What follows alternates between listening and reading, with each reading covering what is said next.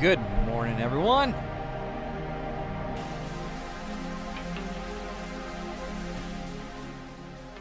How is everyone? Happy Thursday. Happy August 1st.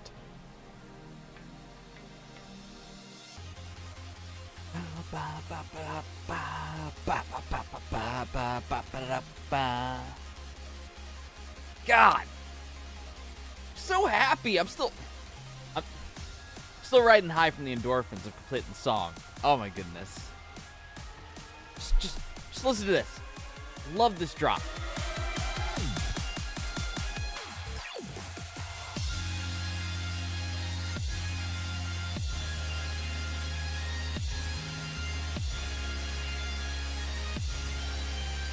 Good morning, bro. Good to see you in the chat.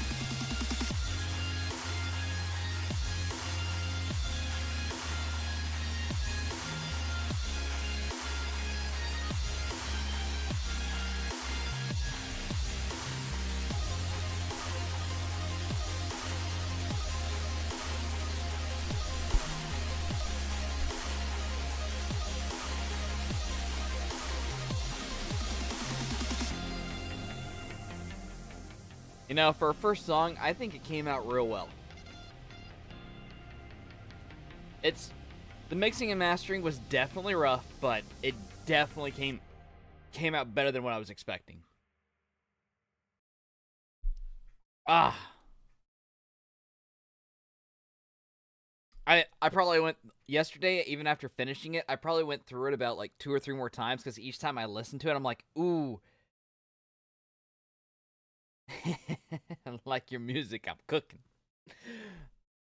Oh, man. I was just thinking about breakfast, too. I was just thinking about the last time I was there, and you friggin' had the scrambled eggs and everything. I didn't have time this morning. I only had time for Fruity Pebbles. And here's the one thing I don't like about Fruity Pebbles is that sometimes you get like a good batch that's like really flavorful and tastes real nice, and then you have the other one that's super bland, and it's like, the mixture's off. Well, I just stick to Rice Krispies. You can't screw up those. They all have the same taste. No. So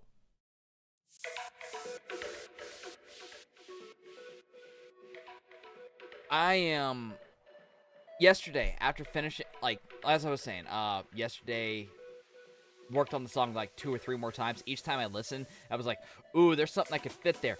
Ooh, that little bit there is like, too loud. So I just kept going through, redoing the balance on some of the volumes and automation.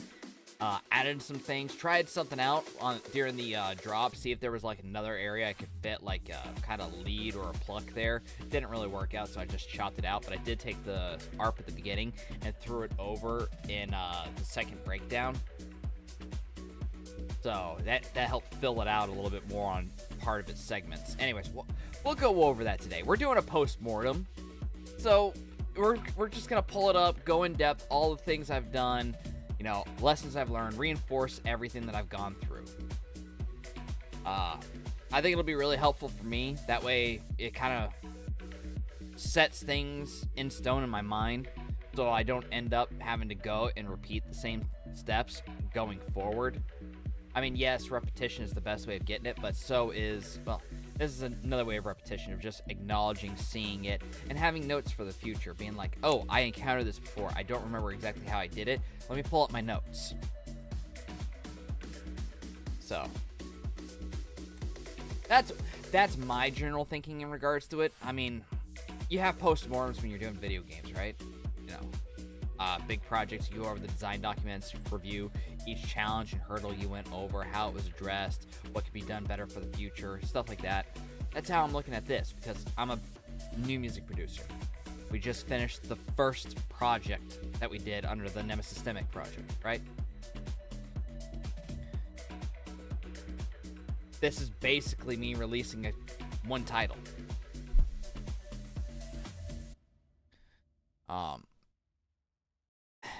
Man. After yesterday, my endorphins, like, when I finished it stream yesterday, my endorphins were riding so high, I was visibly shaking. Like, my hand could not sit still. It was intense. I don't remember the last time I felt that way from just pure joy and self-pride.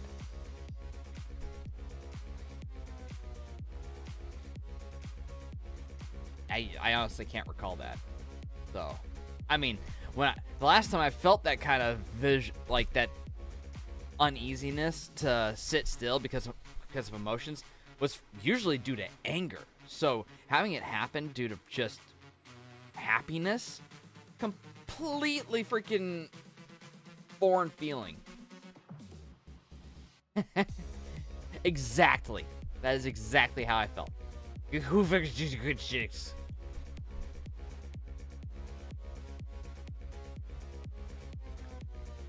As my friend Akiko says, you know, googly eye cat. That's how I felt.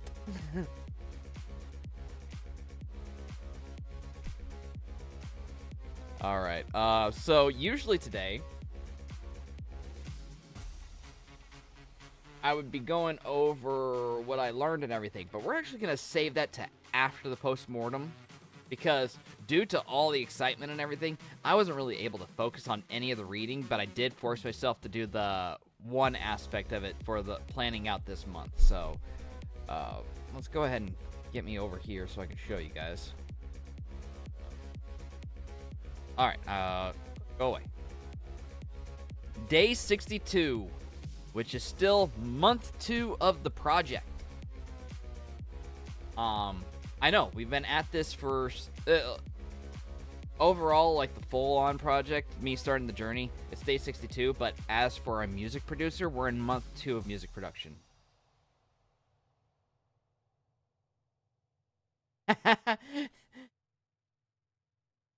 You can't frame the cats with a freaking touchscreen phone.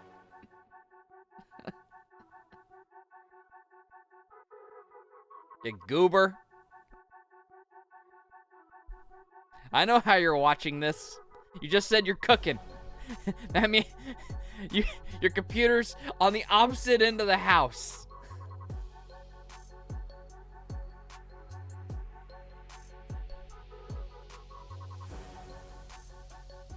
And if a cat was just standing on a phone, it would just have like one little thing pop up.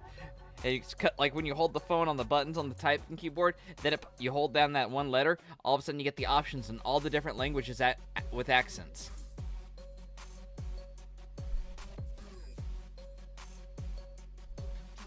You can't fool a freaking technology autist, you know? I putz around with little minor things too much.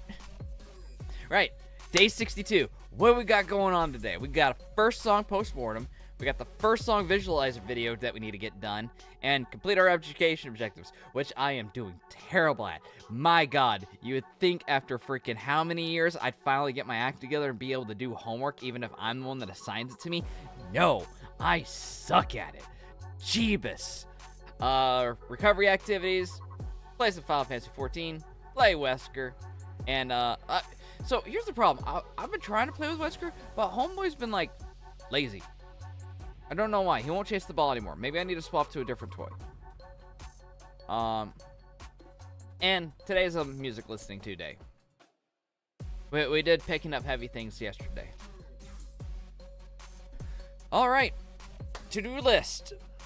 As you can see, we did our reading of the 12-month plan to learn music production home for month 2. That's what we'll be going over today after the post-mortem. As for anything else we learned, yeah, we shirked that off to today because, again, bad at reading. Not bad at reading, but bad at doing reading. Because, wanted to do more stimulating things and get my mind off the stuff that was just, like, amped up.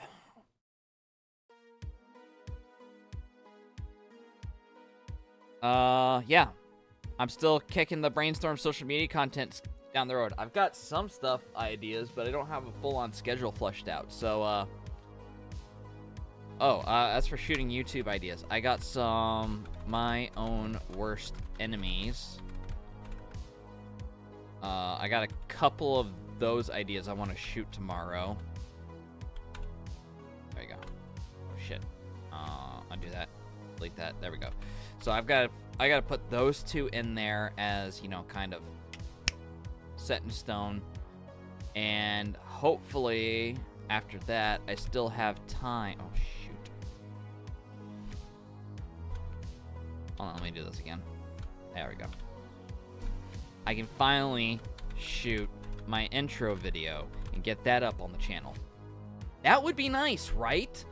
God, I've been kicking that stuff down the freaking road too. I am doing so bad. I gotta get my act together. I'm a month in.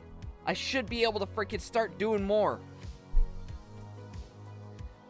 Alright, I gotta reorganize the garage today too.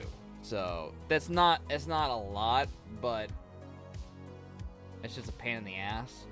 And I have to do it while Heather's out because then she doesn't have her freaking car in there, so. Sorry. Heather, my sis and roommate.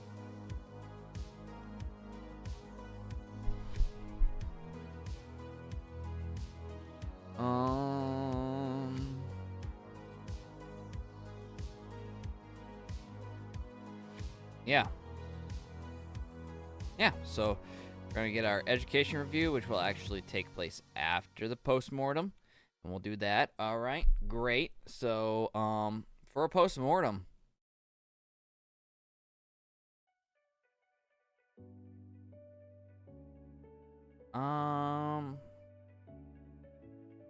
trying to figure out. I'm so bad about this weekly learning things.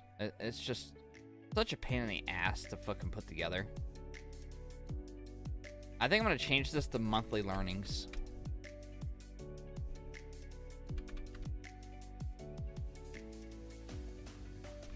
Monthly post-mortems. There we go.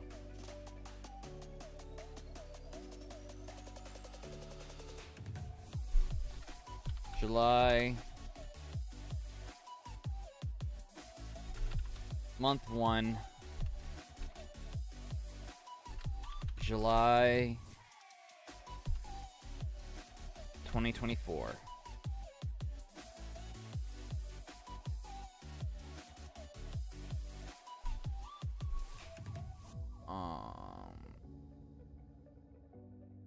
First song post-mortem.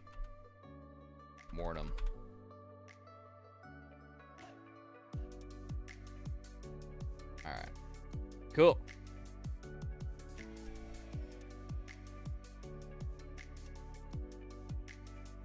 We're going to go ahead and change this.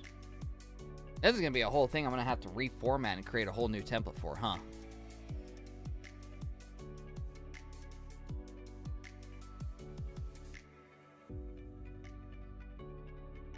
Go ahead and change this to heading 1.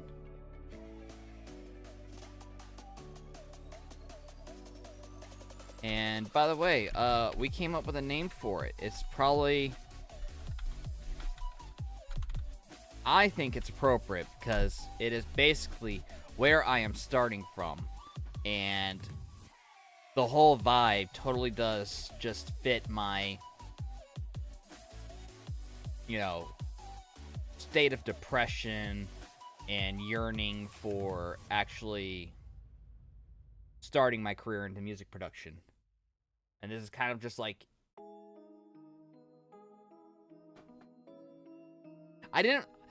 I'll be honest, I didn't approach this song with any general intention in mind other than making it a more dark, melancholic kind of future-based song. Built in the same structure as Novus did his remix, which was based off of Nurko and Trivecta. So that's a good place to start. All right. What I learned.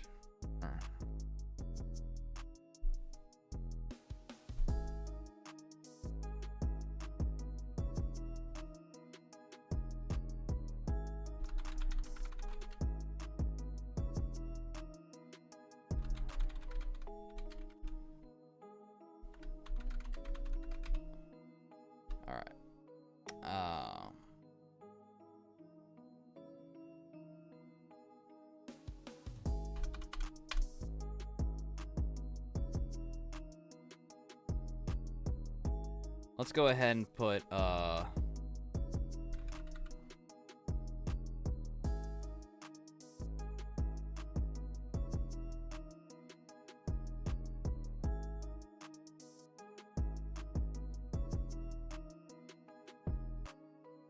let's see.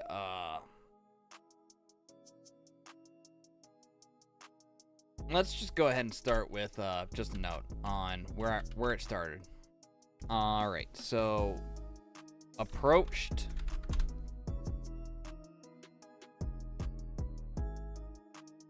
or I didn't have a direct goal or idea when starting the song. I just knew I wanted to make something darker, more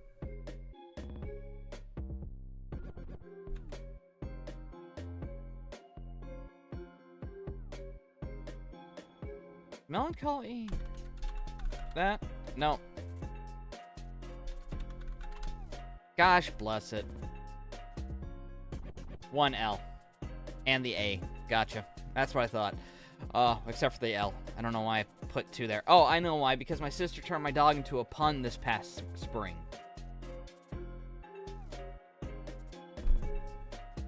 Yeah, I have a collie. She put a melon on its head to make it a melon collie. I know. Terrible dad joke. Or pun. Or she turned my dog into a pun. Alright? I'm still not over that. I can't trust her. She's a monster.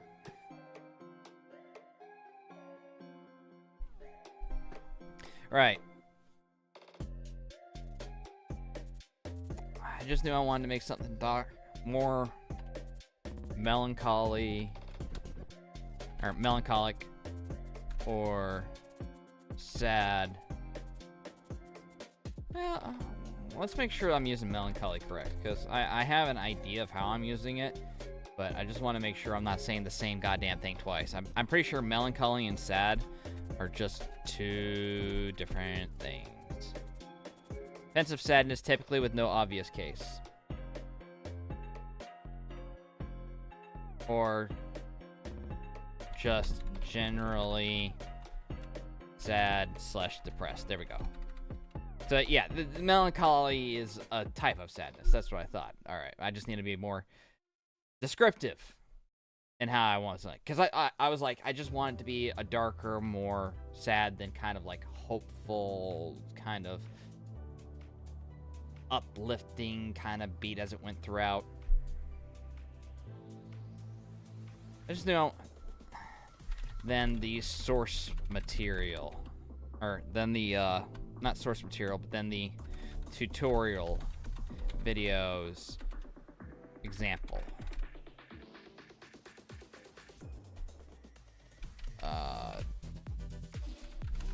Tutorial video used, and we were going to go ahead and link to that. Let's go to our last worked on. So in today, keep everything there. Great.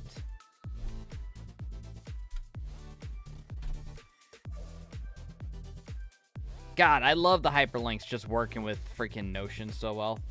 It's beautiful. It's freaking beautiful, man. Beautiful. All right. And there we go. We can just hyperlink straight to that. Boom. Look, it pops up. Looks all nice and everything.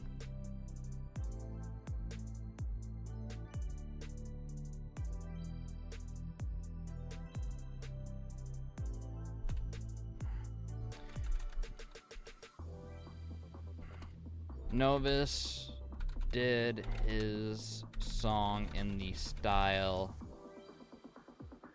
of Nurko and Trivecta. Wait, I want to make sure I'm spelling Nurko correctly. I think it's all caps.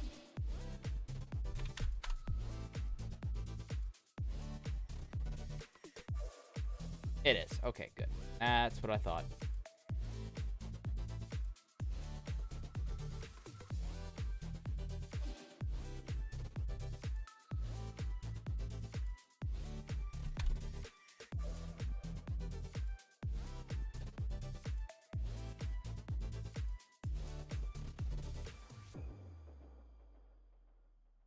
Um,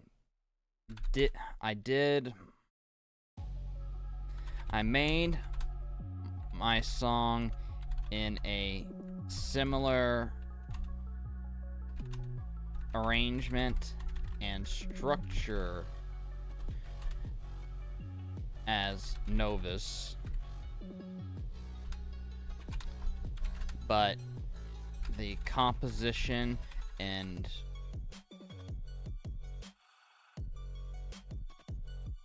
sound design are all Nemesystemic originals.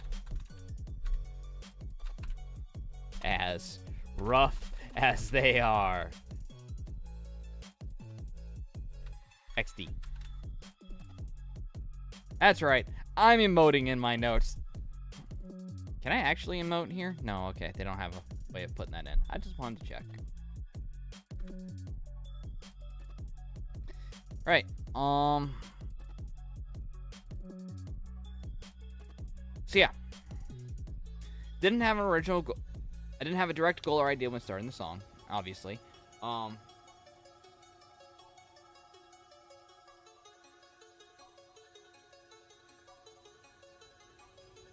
I think with that, I'm going to enter...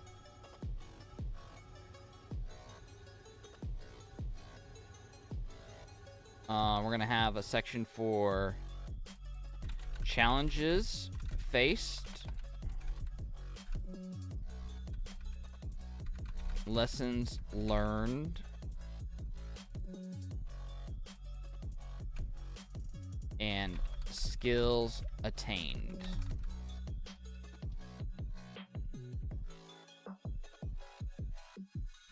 Move up, and we're gonna put you at heading 2.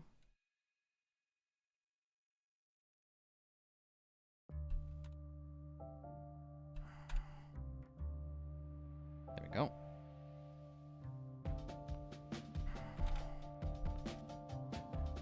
Heading 2. And heading 2. There we go.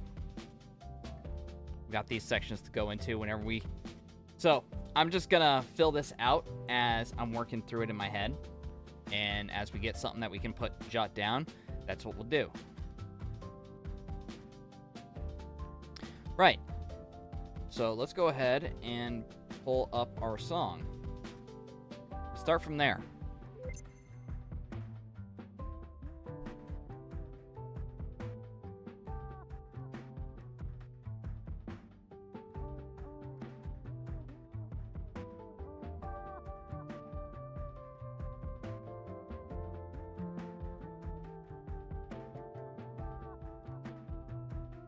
You know, the funny thing is, as this song was being produced, I was working through my head name ideas with it.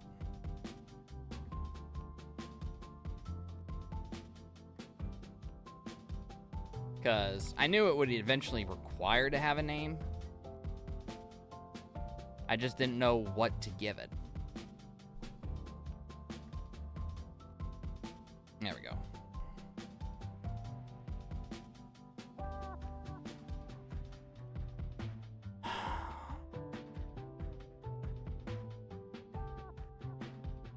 And part of me was thinking that Origination was a little too on the nose, but then again, at the end of the day, I did decide that's what the name I would give it, because it's my beginning. It is the starting point, and not only that, the whole entire vibe of the song just screams the mental state I was in going into this. You have the beginning part here. Hold on, let me turn off the Spotify music. Okay. So you have this part.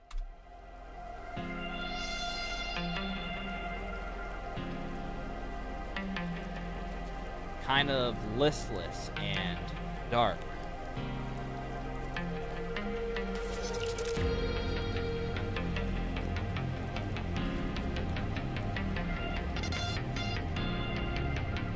With an energy that's kind of building up, getting tired of this state of being.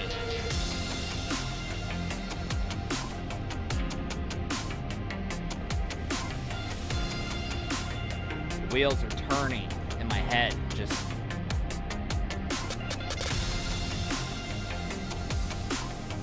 get an idea of what I want to do.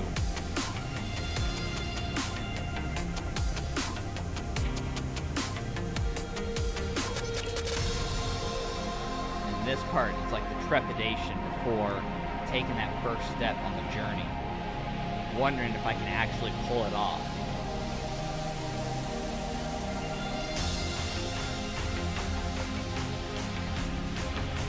Me preparing to set forth to do it.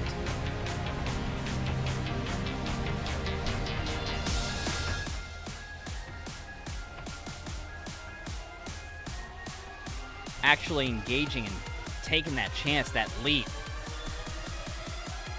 And then finally starting.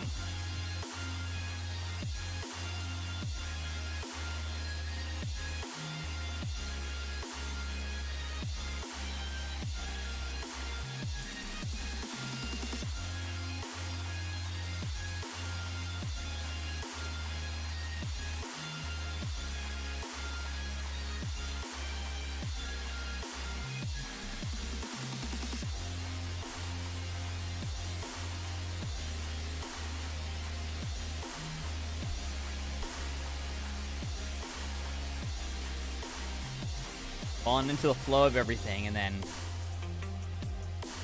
that same trepidation coming up, the worry, the doubts. I'm encountering all new challenges, wondering if like this is the right path for me. Will I actually be able to make it?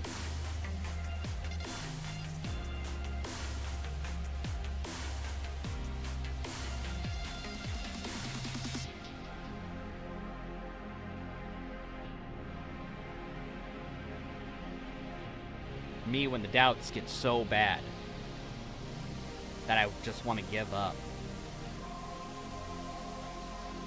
I'm sitting there alone, thinking to myself, can I do this? Is this really the right path for me to take?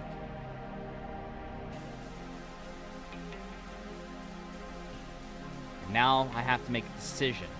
Do I stick with it? Do I push through all the doubt and pain and chase my dream?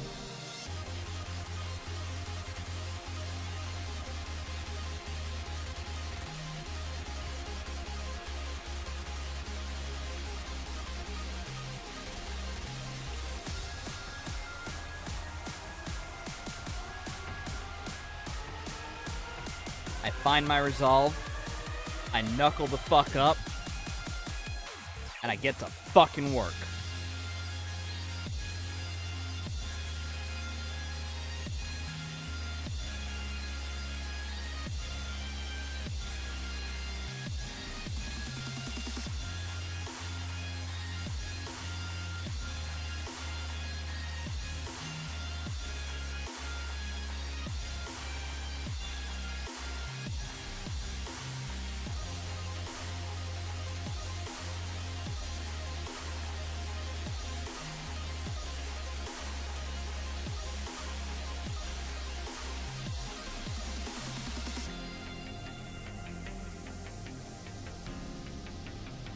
So that's the story I managed to come together with, or put together for this song. I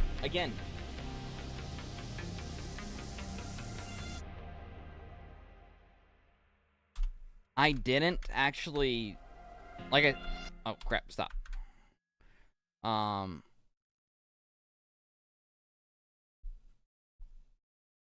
There was no story when I conceived this song, but as the month went on, it became a reflection of the mental and emotional journey I endured during its creation. And that's just it. That's what it actually does fully reflect this past month. I had no intention of it being that way. It just naturally came to be.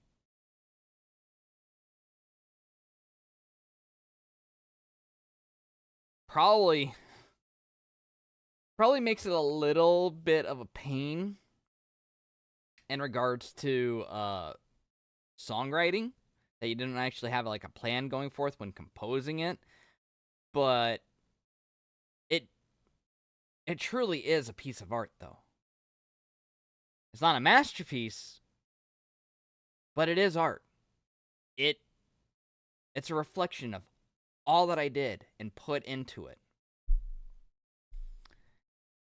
And yeah, I'm really happy that like it's not just some generic one-off copy or anything. It actually has a meaning to me. And I can see it, hear it every time I listen to it. You would think after having played it back so many times on repeat, just fiddling with it and whatnot, I would get sick of it. But no, unlike any other track I've done in the past where it's like, it's kind of cringe, I don't mind listening to this one. I'm sure that might change in the future, but this is unlike anything I've done in the past. Any house or trance tracks I've done 10 years ago. No, this is something, even though it's rough compared to professional work, it's something I still have pride in. And that's a new feeling for me.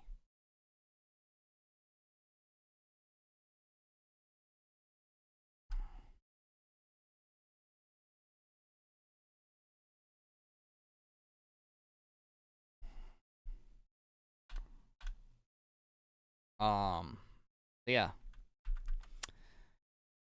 So, I guess where do we start with this? One of the first things we encountered was when we went into we just felt complete challenges faced.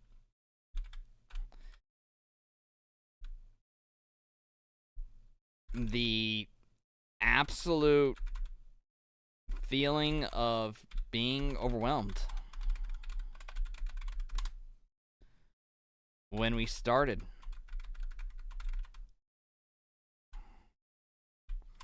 The intro took way longer than initially mapped out.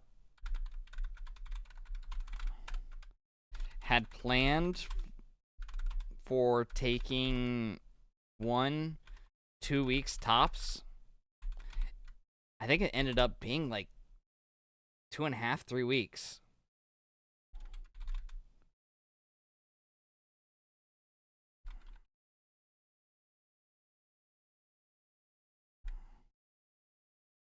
Ended up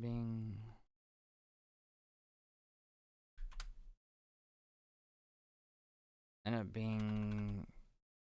Alright, I can't get that. I can't get a fraction, so... 2.5 to 3 weeks.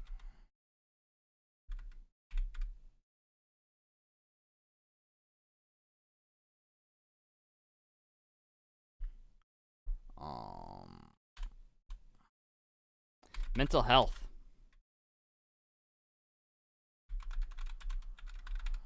Mental and emotional health.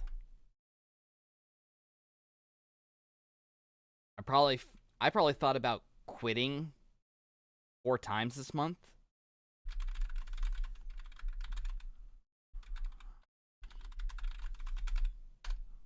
How did I overcome it? Through talking with my therapist about my doubts and worries. Support from my family. Words of encouragement from strangers that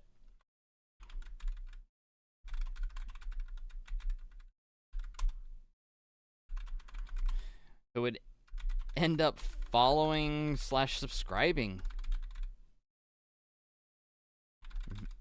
validating that I can do this.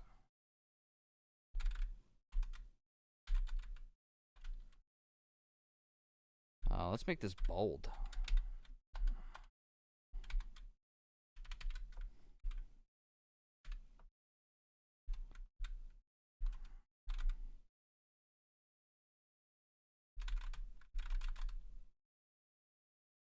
Oh, wait, what?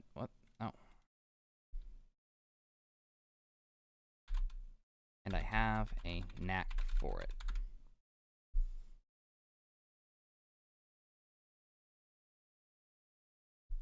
Like, I don't know how to tell you guys. Like, so one of the things with my borderline personality disorder is I can't take praise well, especially from those closest to me. I absolutely need their support and their validation to keep the worries at bay. But sometimes when they're like praising me or saying something's really good, I can't, my mind can't tell or give it credence that validation of something being good in their eyes of what I'm doing. God, it's not only tough to explain, but I feel kind of shitbaggish for actually saying it, even though it's just how my mind is fucked. But my borderline person, I don't like saying it's my, because I don't.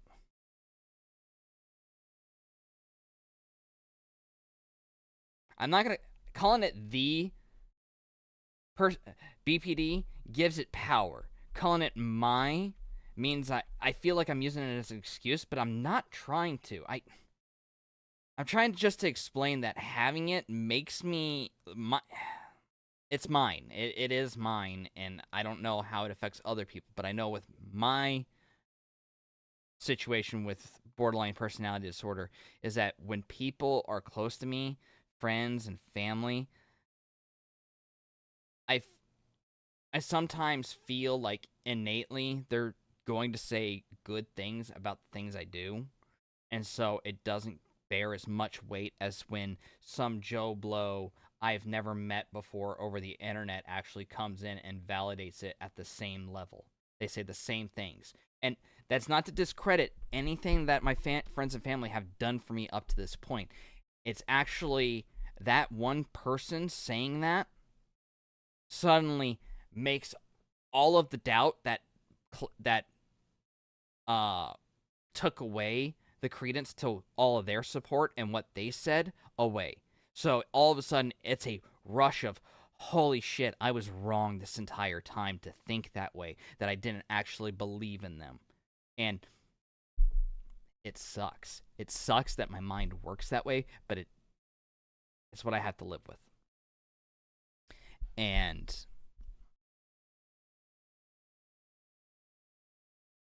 it makes things tough because that is part of the reason why I want to, like, so many times I want to think about quitting is because I cannot let a lot of that support go through. Now, don't get me wrong. To have their support is better than not having their support at all, even if my mind can't register the depth of the honesty that they're actually relating to me. I know they aren't lying to me. I know they aren't blowing smoke up my ass. But my mind won't allow me to actually just get rid of all the cynicism and doubt that clouds it, to have that little nagging voice in the back of it. Oh, but they could just be saying that. It's a whole bunch of coulds, maybes, and stuff, just that little underlying doubt that my mind cannot just, like, throw away until some random Yahoo says the same thing, who has no reason to support me, no reason to say nice things to me, just an absolute stranger, and they say the same exact thing. That erases all that doubt and everything that clouded all the support and good praise that those closest to me have been giving me this entire time. And it just, all of a sudden, it's it's a euphoric rush in that situation of just being like, oh my god, I'm a fucking idiot, and I'm so happy that that is no longer clouding all that. It feels so good. I feel so loved. It is an amazing feeling when that one little bit of validation from someone you don't know comes in and suddenly exponentially increases all the validation everyone else close to you has given you that entire time. That is one of the things that have helped me get through this month, is when that happens, and it makes me truly believe that I can do it. So that's me. That's a little insight into woohoo up here. Oh god.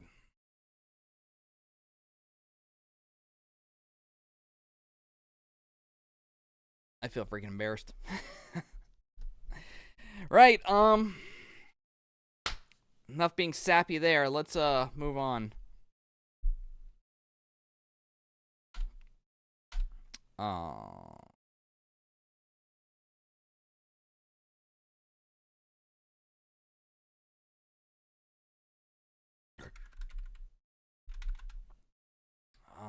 Challenges face. Stress and worry about meeting my goal of completing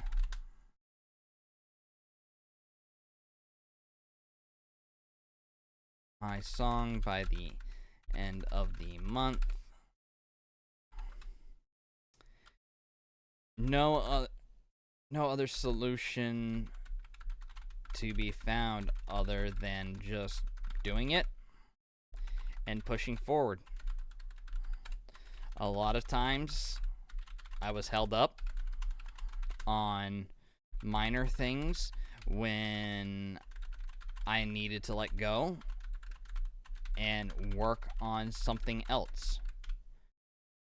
I could always and did come back to address things that didn't work earlier. And that's going to be a key play to, that's going to be key in going forward, I think, because I've even seen Bishu go through entire songs of his as he's just composing it within a 2-hour frame and then be like, all right, this doesn't work anymore. Go back and get rid of a whole piece of the track. That's going to be big with songwriting and composition. It's just sometimes you have an idea and then it doesn't work as it goes down the line. Or sometimes it's just not clicking, but you can't really figure out what's going, so you just keep working, and then maybe you'll have an idea that meshes with something later down the line that can work in replacing that, and now you have the two parts tied together with that one sound, that one idea that worked, that you created for, say, the drop, but you couldn't figure out what was going on with it in the intro.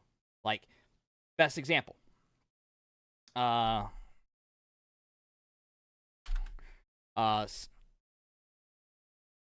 Example, the synth one shot I had in the intro felt out of place and didn't mesh with the entirety of the song. It was around what? Week 3, week 4? I know 1 week I was out because I was sick.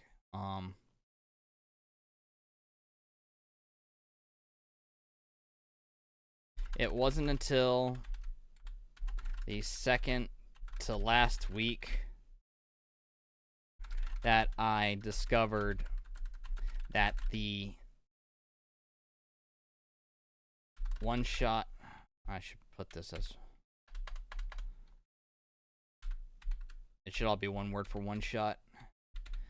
At the one shot in Novus's tutorial was a bounced sample from his lead synth for the drop. And thus,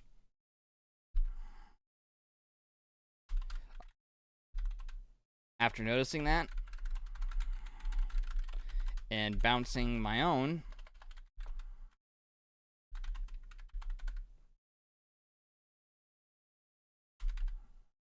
replacing the original, the song found cohesion between the lead sound in the intro and the drop. Here we go.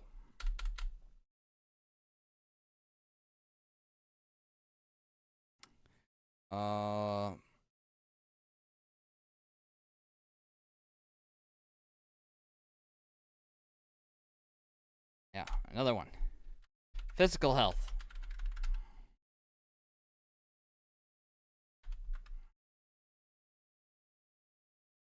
Getting sick sucks.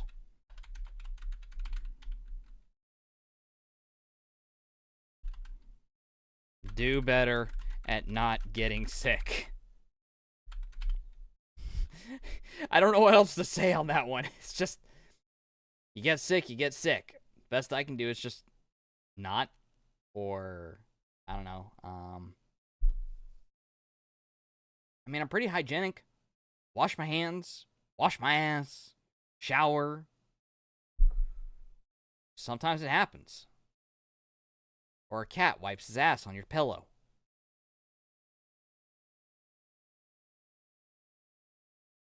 I don't know. I have bouts when I'm like get sick. There are parts of the year where I get sick as a dog, and then other times of the year I'm just fine. I don't know. I don't know.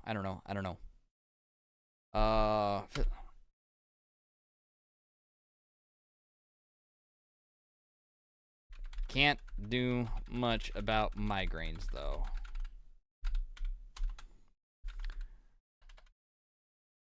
Hopefully we can catch them.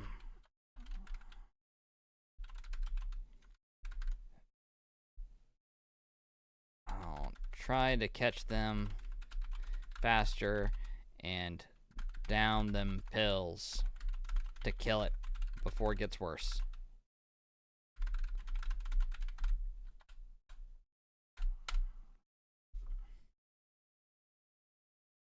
Yeah. Migraines also kicked my ass. I think there were like 2 times they took me out. We had the one last week, and then I think there was a week before where I was out for like 3 days because of migraines. I don't know.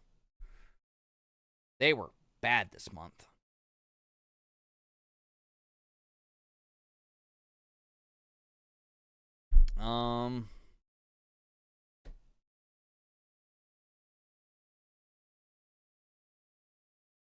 Yeah. So those are some good challenges. All right. God.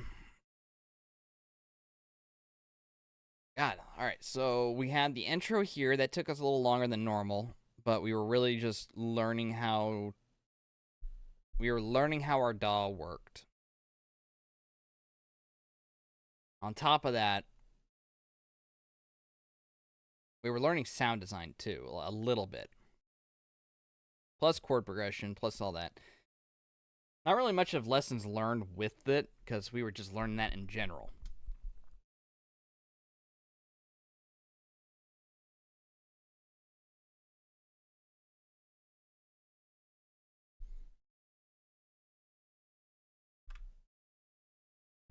Skills attained.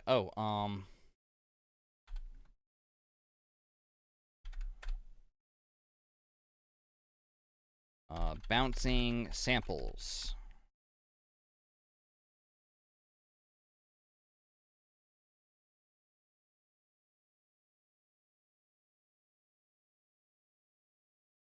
/ resampling.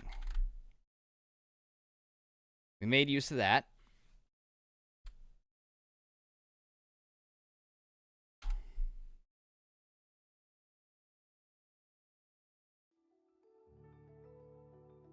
Let's get some music here. Oh, I can increase that.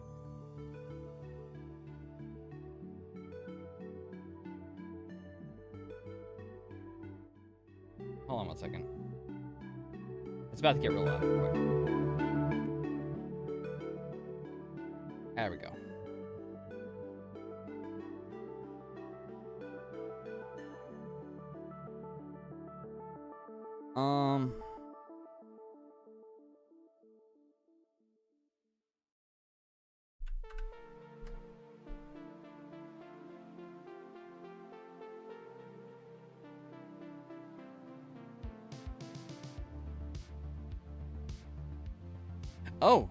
Oh, multi-linking.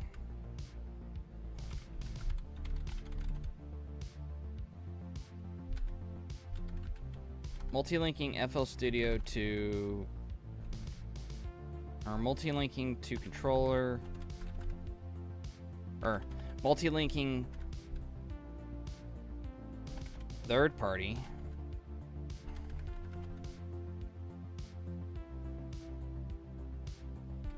Plugins to FL Studio controller for automation. That was one I learned. That was useful. Wouldn't have been able to do half the stuff in Serum without that.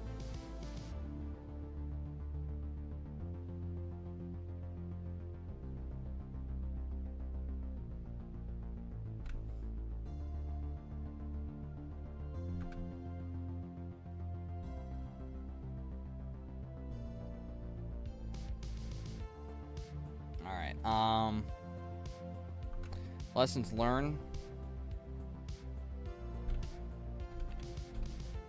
Future bass song arrangement.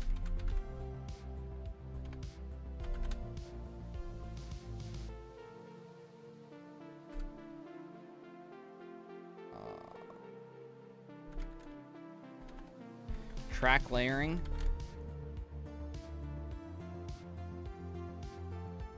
Oh, challenges faced.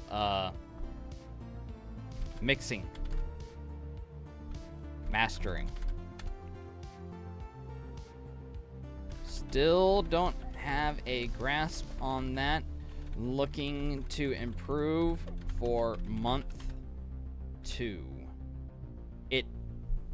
We'll get to that because in month 2 I actually do have a week dedicated to it, but that week comes later. It might be before I go and help my brother move.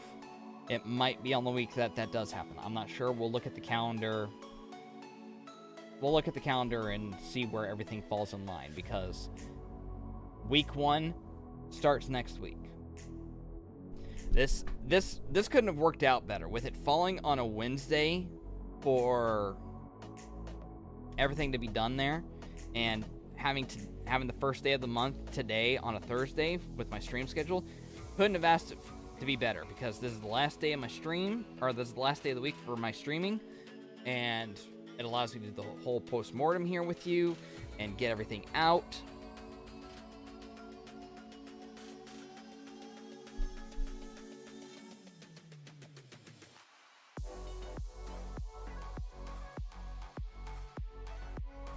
Ooh, excuse me. I've just farted. Woo! Farts. I'm a filthy animal, aren't I?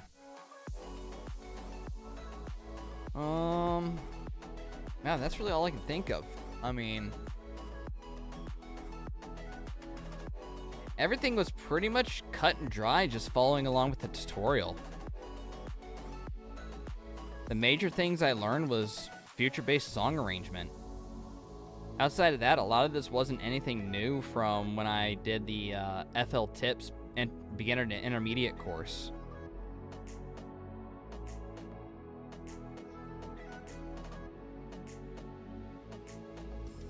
And a lot of it was just, slapping things in there to help, fill out sounds and frequencies. Because some of it was missing. In here, I didn't have any vocals. And I was like, alright, what can go in here that, really fills this out? Because in Novus's original song, when the drop comes, there's no vocals or anything. It's not until this section here where the lead drops and you just have the chords, bass, and sub bass, that's when the vocals come back in. I mean, yeah, throughout the lead, you might have like the little bits chiming through, but it's not till the vocals really pick up throughout here, and then going into the bridge verse into the second breakdown.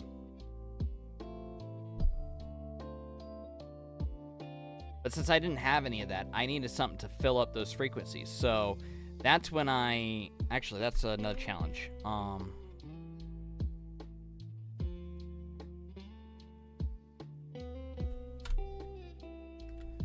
I didn't use vocals in my track, unlike Novus. So I had to fill out the upper frequencies with different instruments sounds.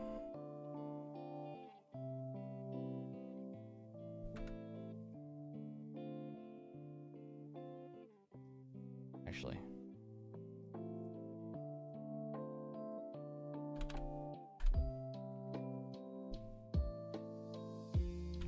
and I wasn't sure / couldn't come. I wasn't sure or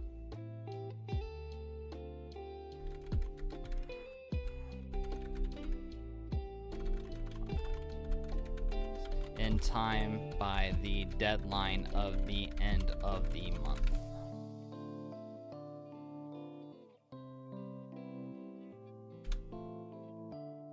So I wasn't sure if I could come up with vocals, let alone, or I wasn't sure if I could, and I couldn't come up with vocals by the deadline at the end of the month. So how I addressed that was I filled out those frequencies using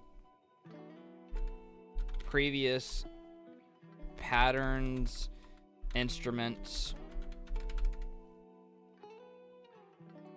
used in various other places of the song to fill it out. Now, there's nothing wrong with having a song that has no vocals, right? Future bass, it's not the norm, but it worked in this case. It's not bad. And that's the one of the things I love about EDM is that you don't always need vocals. You just need the song to have an emotional connection and tell the story with its progression. The vocals themselves are just another instrument. That's how you got to look at it. The lyrics might tell you a story, but a lot of times they're just repeated. So you have to kind of... The vocals will give you a more detailed picture on where it's going, whereas a song like this with no vocals gives you more of an abstract view on what the journey is. So it allows it to be placed in multiple different things. At least that's how I view it. That's how I view songs like this. But that, which is why I explained to you the journey that this song represented, why I gave it the name Origination. It might, it is our first song, but at the same time, it is also the story of my first month in music production.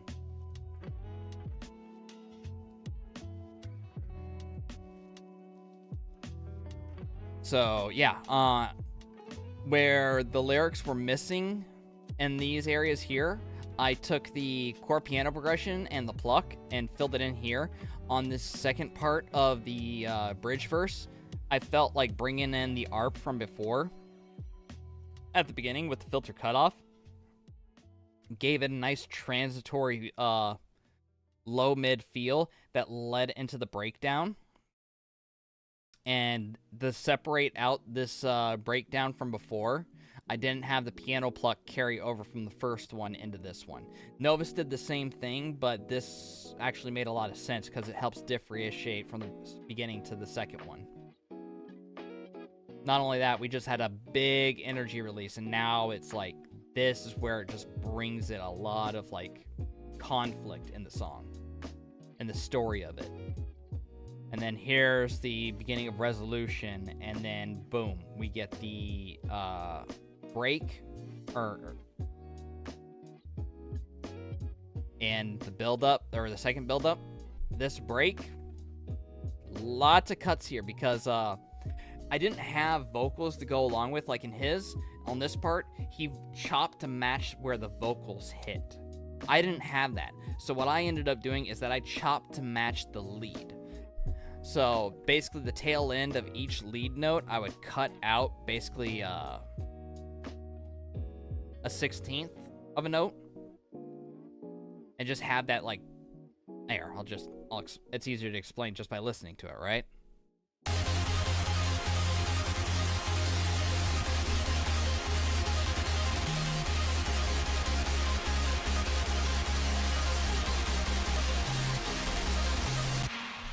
Now, some of those parts, I just turned it into a ride where it goes ba-da, ba-da, ba-da.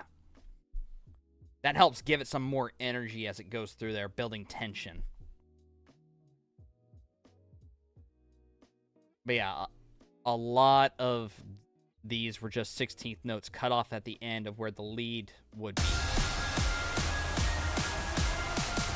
That same pattern I just used to chop that up. So that's what I did in place of not having vocals in that regard. Hold on.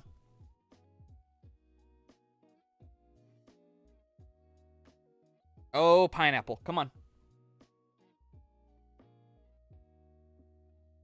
All right, we're good. Whew. I was about to sneeze. Sorry about that. Yeah. So that's how I addressed the fact that I didn't have any actual vocals. That also left a lot of room that I didn't have, like, visual effects, like the, vocal ghost sounds that, Novus used, because he just resampled his vocal track and used that to layer out some atmospherics. But that's alright. I had more than enough filling out my sound that I didn't feel like I was missing on that. Plus, the piano plucks added a nice little accent. I also added some more reverb onto it, so it gave it that more ethereal feel to it.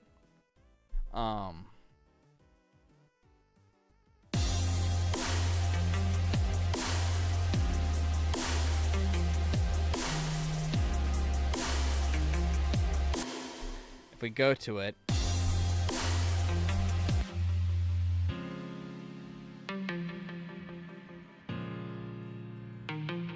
so if we turn off the reverb,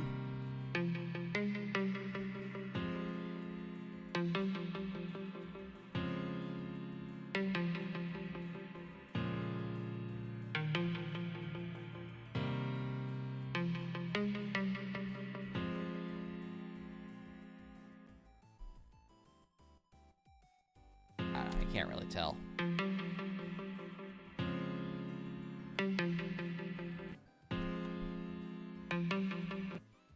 Just this little bit of reverb just adds a little bit more to it. It's already got reverb built on the actual instrument that I used for it, but this little bit more just adds to it. And yeah, really all I did. Oh, I also added in a glitch effect after yesterday's stream, just to help mesh in that glitchy ride that we go from the lead here. Yeah, that one, I added in that glitch sound here.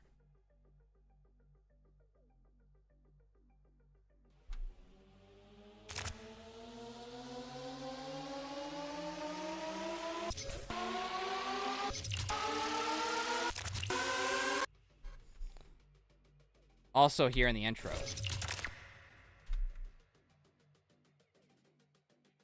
And when we started repeating in the outro here.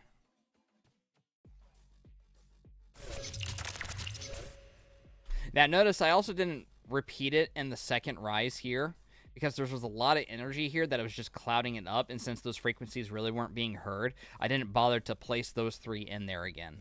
So So I just let this one ride without it. So if we hear everything again, you can listen to this one here.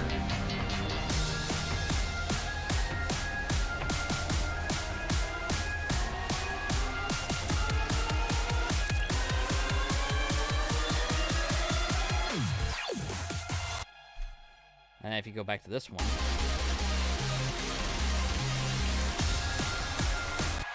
I mean, you can barely hear that first one. But once you get into these three here,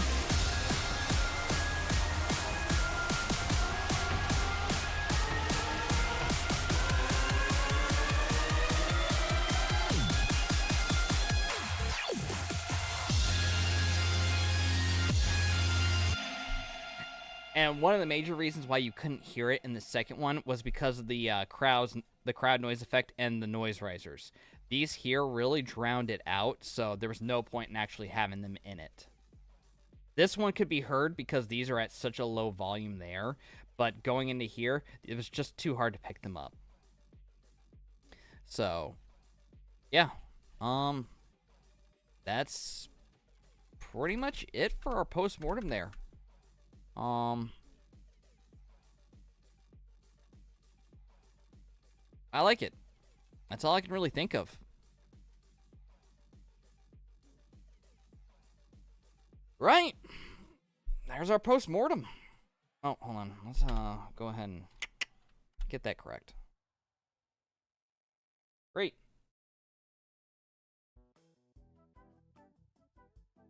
So, next up, what's our plan for month 2? Month 1 was producing our first song. We chose a DAW, we learned the basics of the DAW, we downloaded a library of instruments and plugins and samples, followed from start to finish tutorial. We did all that. What's next? Month 2, consolidate the basics, reinforcing everything that we just went through this past month.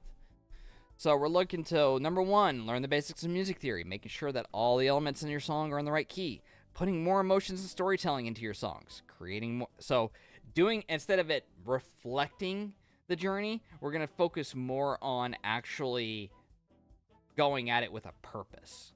We're going to have a story to tell in the next song that we do. So, I'm going to have to brainstorm on that over the weekend. Creating more advanced chord progressions that will make your songs, that will take your songs from beginner to advanced. More chord progression theory, which is something that I do need to do. I've kind of fallen out of the habit, which is why I haven't been too inspired for the daily chord progressions, because everything's been sounding the same. I keep going after the same 1763, 1367, 1736 patterns and the scales of A sharp or D sharp minor because I like black keys. Not that I'm saying there's anything wrong with the light keys, I just like the black keys more.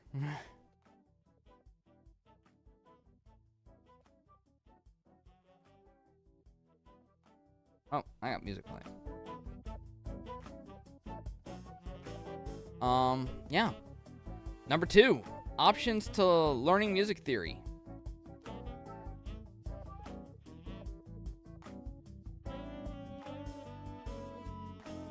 Oh, sorry. 2 options to learning music theory. Sorry. Got a little thrown off there because we had number 1 and then 2. And yeah, I have it bulleted. So, I should probably tab this sumbitch. There we go. That makes more sense on organization-wise. I won't get thrown off again. Okay, 2 options to learning music theory. Need to tab you. There we go. And tab you too. All right, great. Now everything is organized and in line. Great. Music theory tutorials on YouTube. I got a couple here to look at. I think I've watched guy, is it Michelle Moore or Michael Moore? I don't know which one it is, but I think I've watched his before. I'll have to give it another view again. I'll have to do this one again. And Tone Gym. I want to do this. I know Tone Gym also has stuff for mixing and mastering. Either that or they have an affiliate that's with them that's called something else. Regardless, I want to start this up and do this daily because this is something that I really need as an artist. As a producer, this will be invaluable to me. So this is very important that I start. Number 2, produce a second song in the same music genre as the first. So we're doing a future-based track again. I wanted to go to melodic dubstep, but we're not there yet. Apparently, we're going to just reinforce everything that we just went down. We're going to stick with this genre. That's fine. I have no problem with that. I'm just a little sad that we aren't going to try something else. Oh well. Here's where we have our schedule for the next month, right? We got 4 weeks planned out. Number 1, week 1, idea and composition. Aim to have at least one part of the song produced, either the drop a chorus or breakdown and verse. The general vibe, basically, the intro and all that stuff. Or, not the intro, but, like, if we go back to our song here, everything from measure 17 out to 50, out past 56. That's our breakdown and verse, right? Oh, wait, hold on. Let me make sure. Yeah, and then, or we can go with the drop, which is everything from 58, or I should say 57 for the breakdown and verse, because, yeah, that's actually technically that. But everything from 58 off to 97. That's all the drop in chorus. So either one of these two, which composes a main part of the body, because the intro is just this little tiny part here. The verse here gave us where we were going into the end, but the drop is the biggest part. So, I mean, the verse gives us these. The drop gives us these. So, you got A and B. Choose one, focus on that. The rest of the song will come.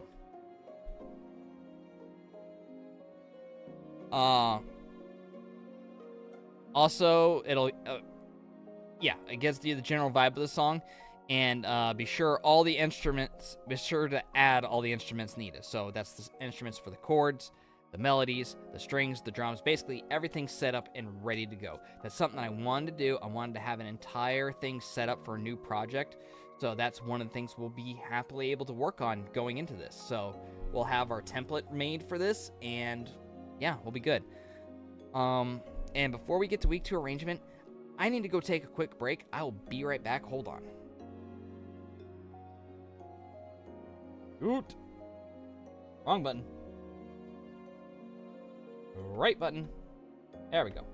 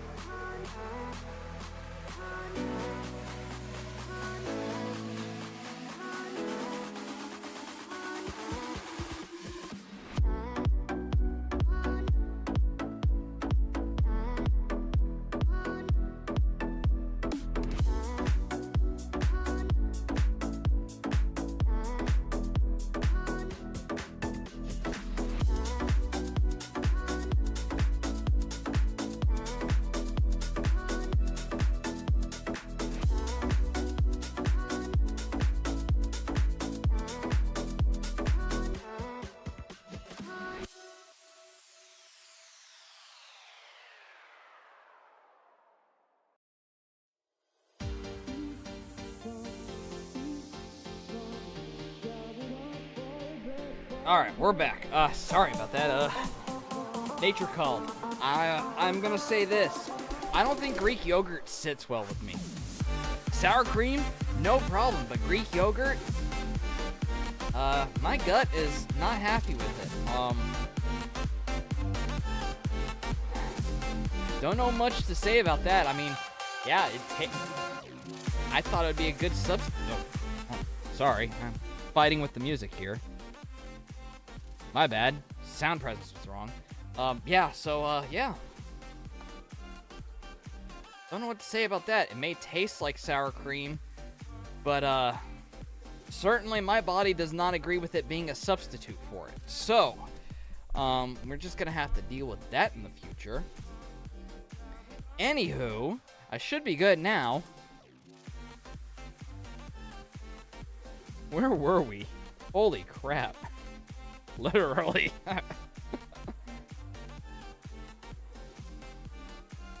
Alright, we just got over week 1, idea and composition, setting up ourselves for success and with future projects by having a template that's set for future base and ready to go every time we load it up. Boom, we're on the move. All the instruments will be set up, pre-installed, good to go. Have at least one song produced. Okay. We got some videos to guide us in doing that, which this chord patterns for 10 different emotions, that's going to be very useful for me. I'm looking forward to checking out that video. I don't know about arcades. You'll never make a bad chord progression again, but not make a bad one, sure. Make a boring one? Whatever. I can do this. Yeah, to be fair, I have been making my chord progression sort of like how the left picture is. At the later part of the month, I started making it look like the right picture, but I digress. Week 2 of month 2, we're going to look at arrangement. Take your idea into a full song. Basically, whatever we started with, the chord progression and everything, that's when we do the whole process of whoop, everything gets expanded out into a full-blown song. And looks like PLV herself has a video to link to on how to do this. We're going to check that out. I think I've already watched it before, but it's good for a reminder. We're going to take this loop, spread it out, and we'll get something full from it. Week 3, mixing. I also have a great supplemental material that'll go with this because I have a FL Tips full mixing and mastering course from start to finish here, and I could probably do those in the afternoon while during the day I'm doing that. And I can take skills I learned from this going into this. Focus on week 3, focus on mixing the song, watch specific tutorials, and make it sound as good as possible. We got the basics of mixing from FL Studio Tutorial, or from Internet Money, and Alex Rome's 10 mixing tips that changed my life. I did watch this one before, which is why you saw me use the Ozone visualizer to help get the stereo enhanced. So, I have watched that before. I remembered some of the things from that. Not everything, but at least some of it stuck up here. And then week 4, feedback and mastering. Once we have it mixed, we're going to be sending this sumbitch out to producers. I'm already part of multiple communities. I just need to start engaging with them a bit more. I'll be doing that throughout this month. That's one of the things I want to focus on, taking my social media hour and actually focusing on incorporating engaging in those producer communities, because the more I network and engage with them, the more my reach will expand. I start putting that stuff out there, I start building rapport, people start to know me, my name starts getting around, and the Nemesystemic brand grows. I need to start focusing on that and taking that a bit more seriously. So that is my goal for this coming month. Oh boy. I hate managing social media. It is such a pain. If I ever make it big enough to where I have a team of people, a social media manager is on top of number 1 of the things I'm getting. It's like, I can handle my X account, and that's about it. You handle the Instagram, you handle the freaking TikTok, all that. Oh my god. I just need a manager. That's what I need. Not like, I don't need like a manager to set up gigs and stuff like that. No, I just need a personal manager to just be here and be like, hey, do work. Fine.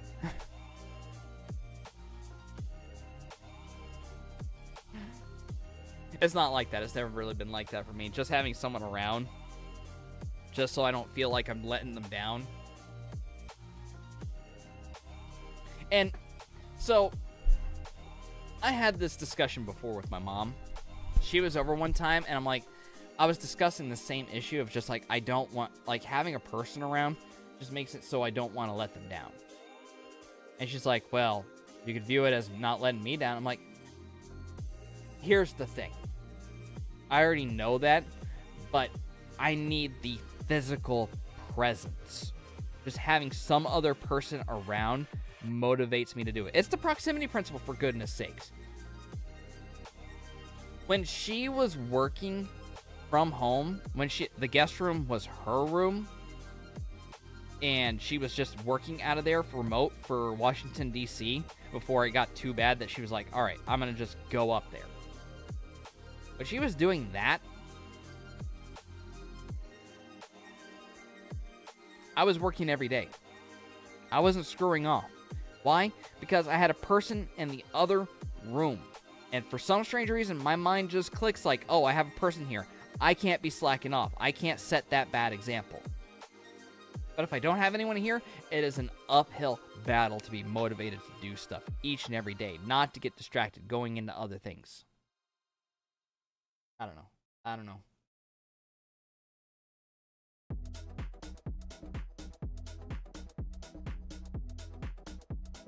don't know how to explain it other than that. And I've tried to explain it to her too, but some things she just doesn't understand, so it goes over her head. And then I feel like I'm being ignored even though I know it's not that.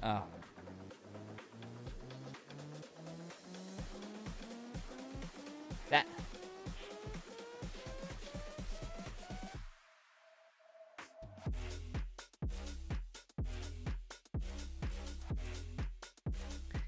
I think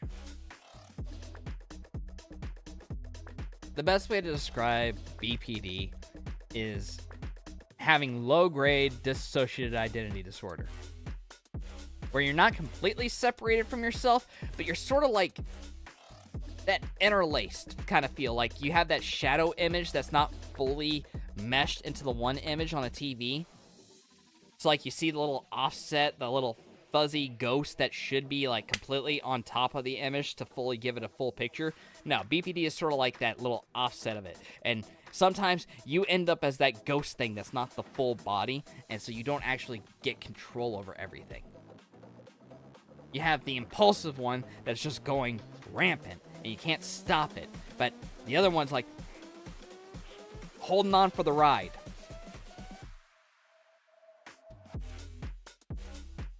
That's the best way I can describe it. That's what it feels like.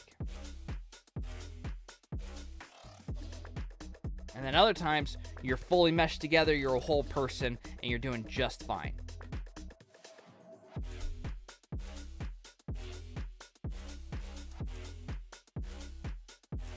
So a lot of times when I'm having issues and I see things as a certain way, it's not that I'm unaware that it's completely illogical and that's not the truth. It's that I'm unable to accept that in the moment.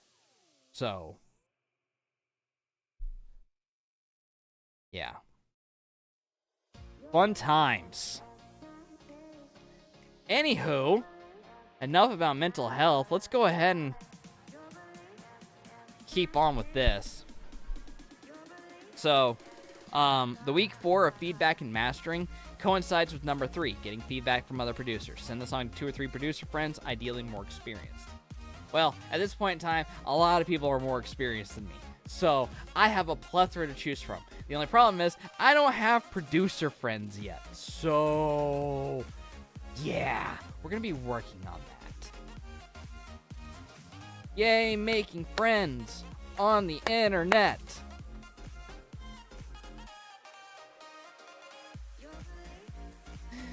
Oh, boy. Well, this is the life I chose, right? We deal with the ups and downs. And the exact neuroticism of worrying if they're actually going to like me or not. And number 4 of the consolidating the basics, finding vocals. I don't know which one of these options I'm going to choose from, but let's go over them.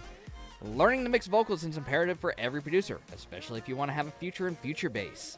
That's my own saying, not hers. I know it was, kind of a pun. Wasn't intended, but hey, enjoy it, you people. If you can even call yourselves that, dirty pun enjoyers. Tossing you a bone here.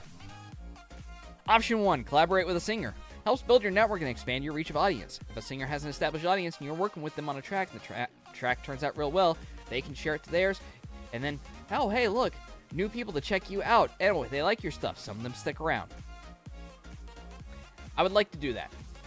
Do I have the personability to do that, say, right now? Don't know, because a lot of my things about engaging with other people tends to revolve around,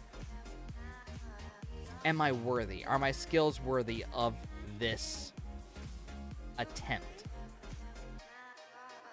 Of their participation, of their collaboration. That's my own self-esteem getting in the way.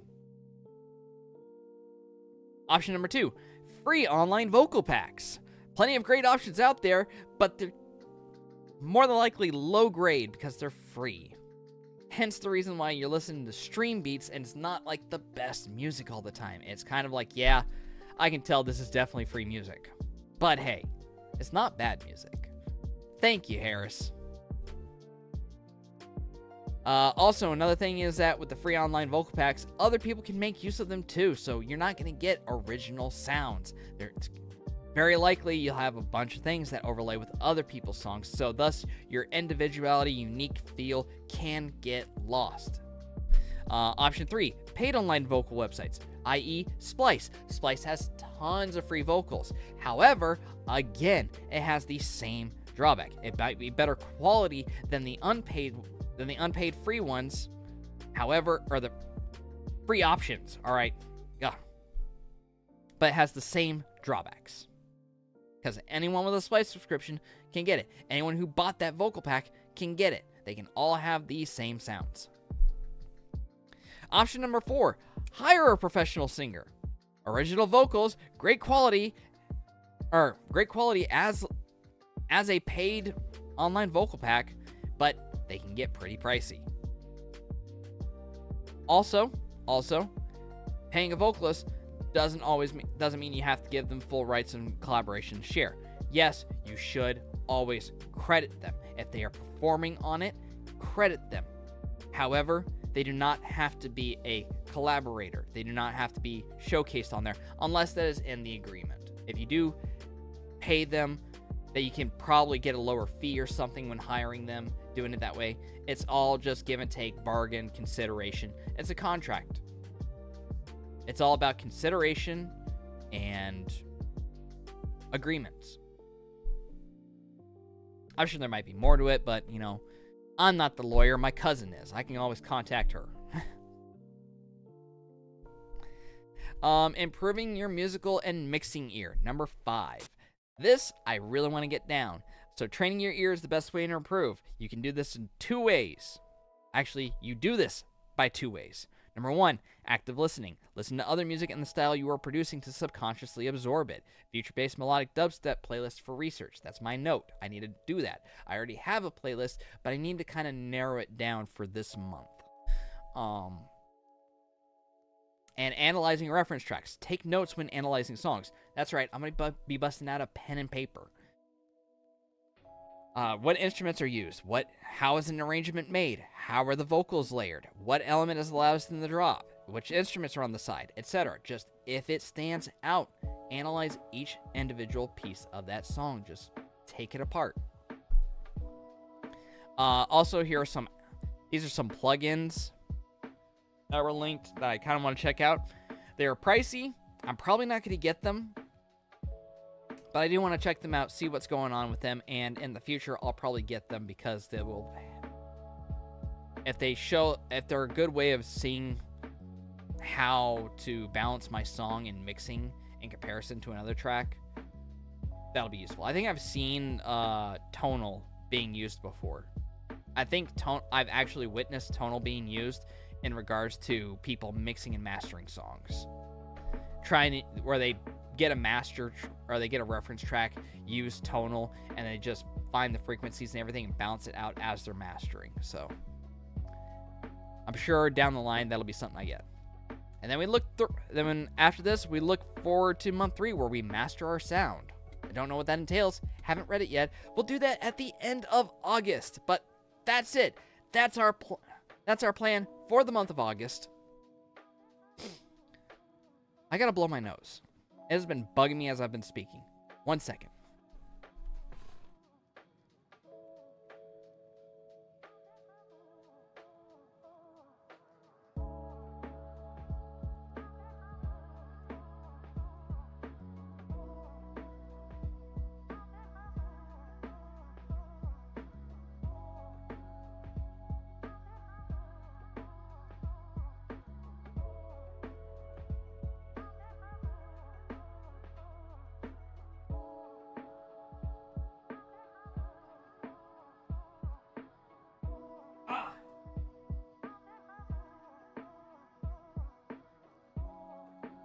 That's probably why I had to sneeze earlier. Woo! I feel better now. Great!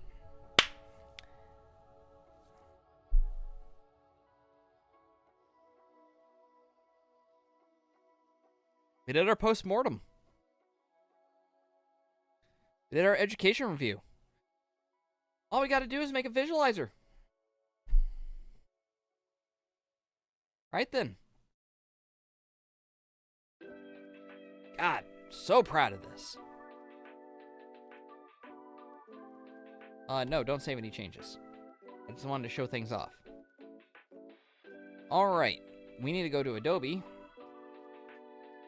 And I think we're rocking After Effects to start with.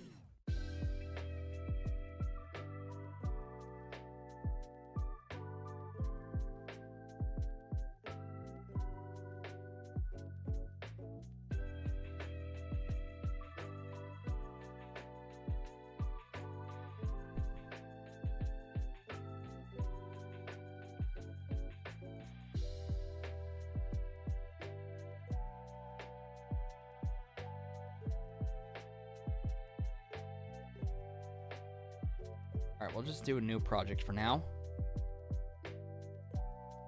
Alright, so I have a plan for the visualizer, right? You got your... Let me pull this up. We're done with you. In fact...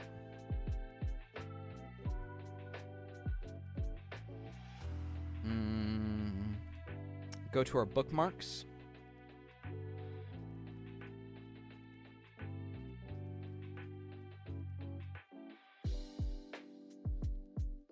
I just want to manage. Bookmark manager. There we are. Great. We need to go to last worked on.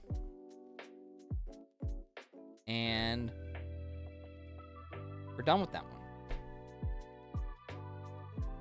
Right. So now on our last worked on,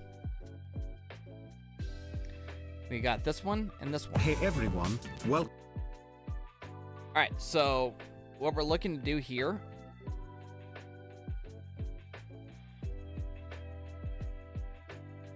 we got a music visualizer here, and we're looking to do kind of the whole equalizer bouncy thing, but we're not going to worry about a clock or anything. What I'm wanting to do is just I want the glow effect from what he's got here. I'm not worried about circling it around like Trap Nation and all that stuff. We're not doing that. We're just going to take the functions of getting the actual animation equalizer there. Oh, hold on. He's got another one. He's got several. Avnish Parker's done a lot with the audio visualizer, huh?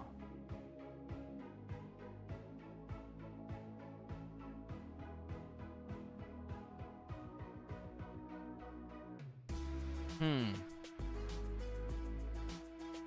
that's cool. There's stuff to check out with this. Hey How's he doing this everyone, one? welcome back to my another. He usually does a preview here, so let's turn on Spotify. Video is likes. That gives 100% of the commission back to the artist. Get hit of Axery Chavnishon box for free. Create a new composition. As always, I am using the 60 frame have 10 cc After Effects. You don't need to download it from anywhere. Apply it on the background layer, and adjust a few settings. But before, go to the few frames forward, so that you can see the particles. Now open physics, and change the velocity to 0.5.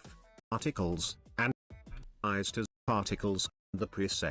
Apply it, now you will have these nice looking particles edges. Cool. It one. Move to the next, select this, use this and increase the span that you change here. Project and play in new layer, with the waveform key E, and then click on this stopwatch icon effect. Here. Cool. Alt. Now the final. Press R to you next week. Thanks for watching this tutorial. Have a good. Yeah, I'm not liking that one.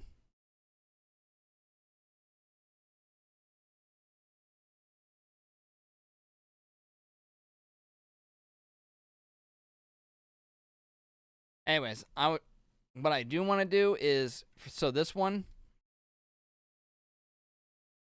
Open eye, feel the waves cut through me, hypnotized by the sounds I'm breathing in. Hold tight.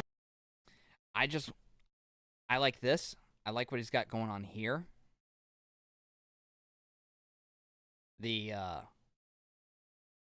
I'll just probably do this in one long length. I'll have my logo in the middle. I'm thinking of having the time bar go as well. Not the timer though. Don't need that. So just this, all in a straight line, not wrapped around. Have the glow effect because I kind of like that. And then I was also thinking of adding in particle effects here. Just like an overlay, kind of giving it a little bit more texture as we go over it. So that's what I'm thinking in regards to our visualizer video for the song.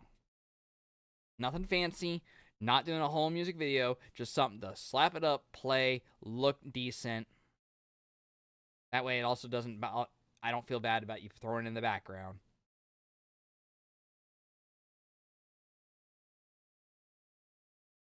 Maybe, some point, I'll take a bunch of clips from the streams of this first month, slap them all together, and some makeshift random freaking me losing my mind and frustration on creating a song as a music video, right? Maybe. I don't think so. Who knows? Who knows what creativity might spur me to freaking take action. Anywhooser, don't you know? We are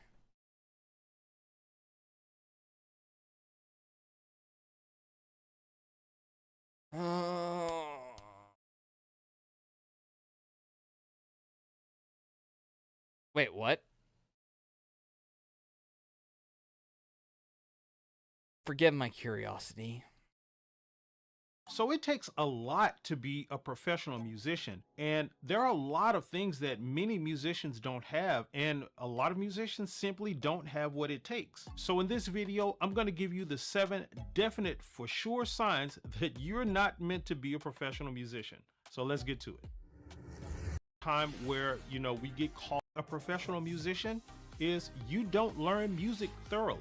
So look, I know we live in this time where, you know, we get calls and stuff last minute and we have to learn music and stuff really quickly. And that doesn't give us time to sort of shed the music and learn it thoroughly like we need to. Be that as it may, professional musicians take the time to actually learn the music thoroughly. And what I mean by that is not just giving music like a couple of once overs where you get the chord changes down and you know the number system of the song.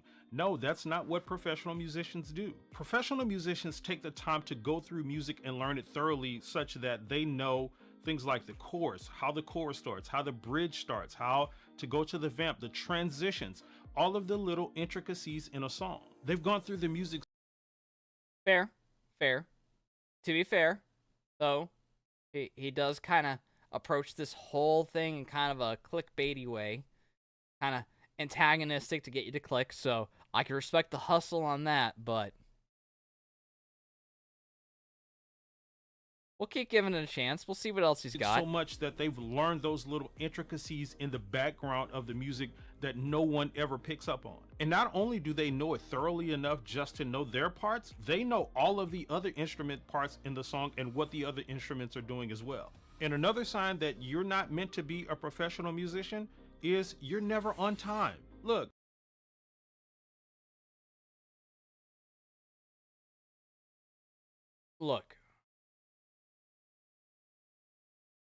I'm only beholden to myself right now, so kind of the reason sometimes I'm late. However, very rarely am I actually late when I'm beholden to other people. You can ask my bro. I mean, there were 2 times I was late to work. Back when he was my boss. And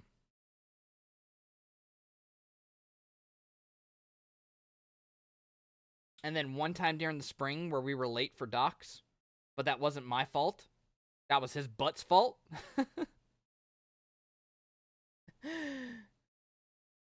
I was on time, but we were carpooling.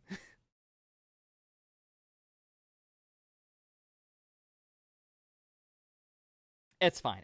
That was like 6 minutes, so not that bad. Considering we always sat around and bullshitted for 30 minutes after we showed up, so trust me, no one really gave 2 flying farts. Yeah, no, I'm timely. I'm not too worried about being on time for stream. Is nice because I kind of give myself a 15-minute leeway. It's not that I'm late, it's that, you know, I just have that flexibility to show up not whenever, but within that 15-minute frame between 8:45 to 9, as long as I start by 9, I'm on time. I like to start at 8:45, have the 15-minute timer go, and then we're off to the races at 9 a.m. But some things come up. Sometimes my sleep schedule's all jacked up, so I'm fighting with my eyes. Oh, man. If only I could actually sleep restfully and on a schedule. Oh, well. It's fine. In this industry that I'm looking to get into, I'll just be able to get sleep when I can. Probably when I'm dead. Woo. Anywho.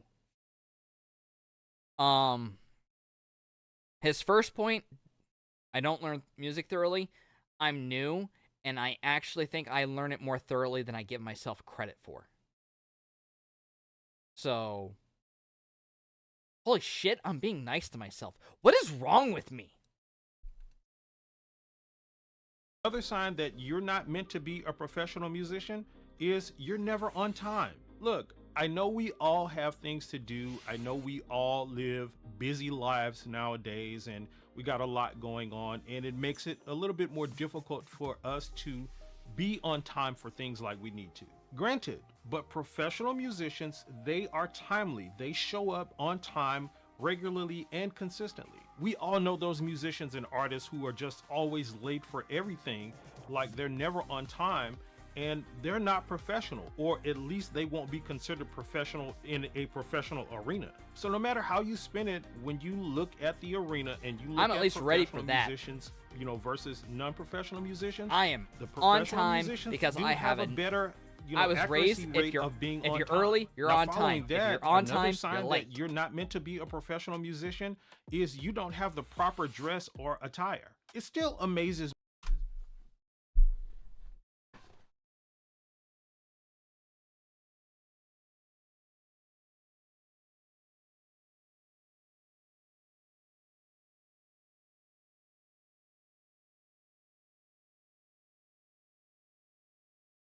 I'm prepared. Black shirt. Black shirt. Black shirt. Black shirt. Black shirt. One for every day of the week.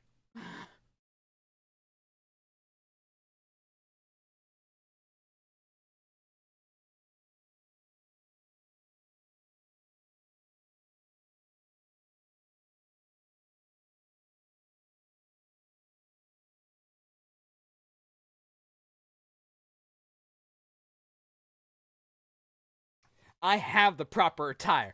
Woo! I am 3 for 3 so far.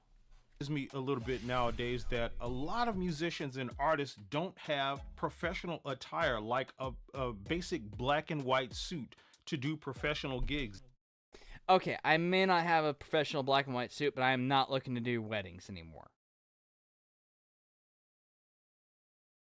And besides, I was allowed to get away with having a blue collared shirt. There is a professional And besides, I also have a charcoal gray suit, so didn't necessarily need black. But I don't do wedding gigs. I don't do stuff like that, so it's fine. It's fine. I don't care. I don't care. You can judge me all you want. That's not what I'm looking to do. So standard as it concerns dress that you have to be able to adhere to in the professional arenas. And I'm sorry, jeans and tennis shoes and hats and caps is just not it. And that's just the way it is. Like, guys, if you don't have a basic black suit with a white shirt and a black tie and some good dress shoes, and ladies, you know, maybe a... Okay, I do have the dress shoes. I got the pants. I got the jacket. I just don't have a white shirt. I could always go get one. Got the black tie. But personally, I like to have the black suit, black shoes, I like to have it all black with the black button-up shirt and a silver tie. I look quite dashing with that. And as for the caps, screw you, man. Dude, do you know how much of a pain in the ass it is that you're just, like, performing or something, and this stuff keeps getting in your face, and so you're, like, pulling it back all the time? No. I'm not getting a haircut.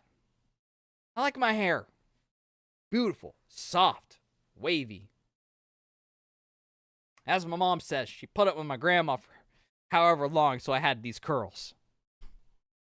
I don't know. She keeps changing the date of time that she puts off with grandma for giving me my hair. I don't know how she had anything to do with it, but whatever. Mom will do mom. Black cocktail dress and some heels, you're probably not meant to be doing gigs in those professional arenas. Now, Okay. First of all, my dude, I understand where you're coming from. There are events in which case, yes, you need those. However, in the line of work I am going for, I don't need to be concerned with that. At least until I get to, like, awards or something that I have to do all that stuff in. Then I'll worry about it. But until then, I can get by just fine with my black shirts, my jeans, or cargo shorts, or whatever. So I'll still count myself 3 for 3, but that third one is kind of an asterisk. Now, following that, another sign is that you don't know how to entertain. So there's one big thing concerning, like, the thought process with musicians in the professional arena and those who aren't, is that these professional musicians understand that they are in the entertainment industry. And what makes No, I'm well aware of that. This is why I'm doing a stream and trying to be as entertaining as possible on here. I get people to laugh. I get people that say that, I have a knack for this. I'm just not big enough yet. I don't have content that really draws in the viewers.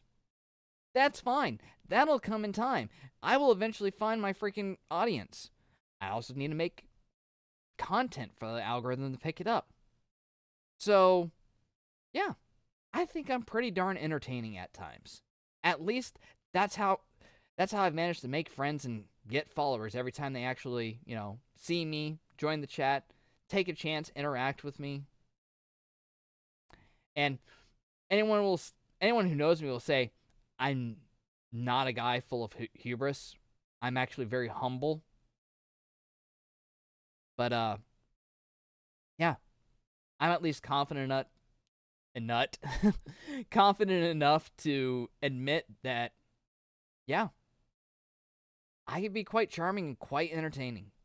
Makes them good at that, and what keeps them getting hired is their ability to entertain, versus like a lot of other musicians who simply just get on stage and play. Like, they have no sense of stage presence or anything like that. They don't know how to engage in. So the one thing about the industry I'm going into is, in addition to stage presence, another big thing that goes into it is visualizations, the production value. It's interesting because, as DJs, you're up there on the decks. There are plenty of DJs up there that just play. They do minimal transitions during their sets, or it's all pre-set up, right? That's fine. That's okay. As long as the show is entertaining and people are having a good time, that is a win. Now, is that how I'll do things? No! I actually do like the freaking transition stuff on the decks. I like to do all the technical stuff. I like learning that. That's fun. That was fun for me to do back in college. It's fun for me to do today. Granted, I don't have decks or a place to perform here yet, but we'll get there. So, ultimately, it's a different kind of entertainment style. He's going a more traditional route with this one. So, we'll forgive him on that. An audience or anything. One of the things that sets professional bands and musicians apart from that is that they learn the art of entertaining. So things like knowing how to talk to your audience and how to keep them on the dance floor, that's a form of entertainment. Also, knowing what songs to choose to be more entertaining. If you don't know those things, you're probably not meant to be in a professional arena as a musician. Cross into our industry. Another sign that you're not meant to be a professional musician following that is that you think everything is about you.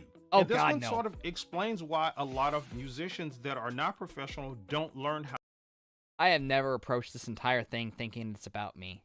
The only thing that's been about me is the fact I wanted to do something that created and contributed to the world rather than just consuming and living to have a distraction in life. I wanted to create something, to contribute, to produce something, because that is everything else prior to that hasn't been fulfilling. I haven't been happy that way. So I'm trying something new, something different, and it's been completely rewarding in a wholly new way so far in just the 2 months since I've been streaming and the 1 month I've been producing. I feel like I'm actually doing something that matters, not just to me, but to others. And my moniker for success is when I can be self-sufficient doing it, when it's making money and it's a business that's operating like one successfully, like it's making a profit. That's when I'll see myself as a success.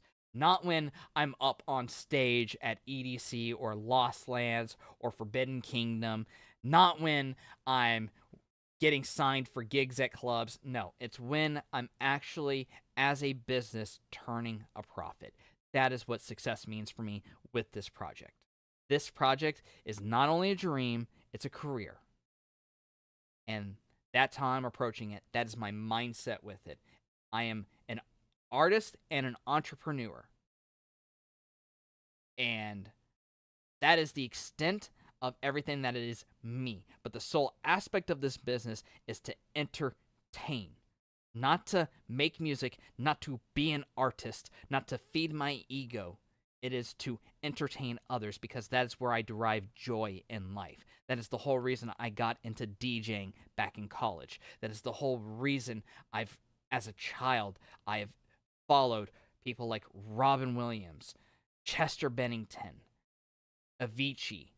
Just, they are the idols that I looked up to because I saw how they entertained and how they made people feel, and I wanted to do that. I wanted to bring people that joy, that bliss in life. I mean, when I was a kid, I would recite Robin Williams jokes to my friends at the lunch table in elementary school.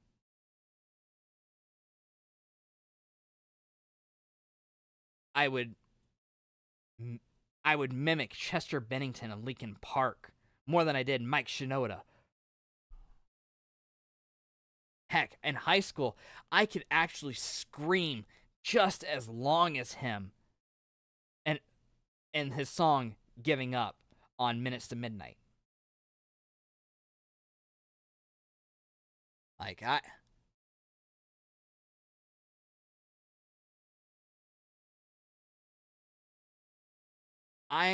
my selfishness comes from selflessness, if that makes any sense. So, it's a give and take. I'm in it to entertain because I feel good when other people are feeling good. I'm very empathetic in that way. Which is my sole reminder that I am not a sociopath at times. Because sometimes I view things with cold, harsh logic, and I'm just like, God, if it weren't for the fact that I could feel and empathize with people, I would totally be like, just the worst. Anyways, let's continue on. What do you got, Terrence? How to entertain, because they get on stage and they think that things are about them. They want to get up there and they want to have fun. They want to play the music they want to play. You know, they want to do their original songs, and they expect people just to give them their attention. And that's cool. That stuff has its place. I'm not saying there's anything wrong with that. But again, in the professional arena, what professional musicians do is they cater what they do.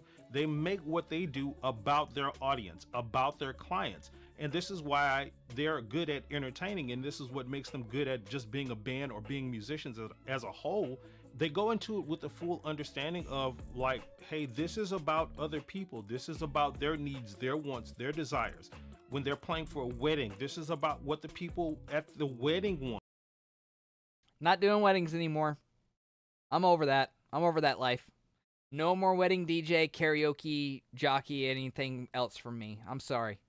That business is done. That is a lifestyle that does not appeal to me. It just feels like a dead end. It's not for me. I want to make music a different way. I want to make my living a different way.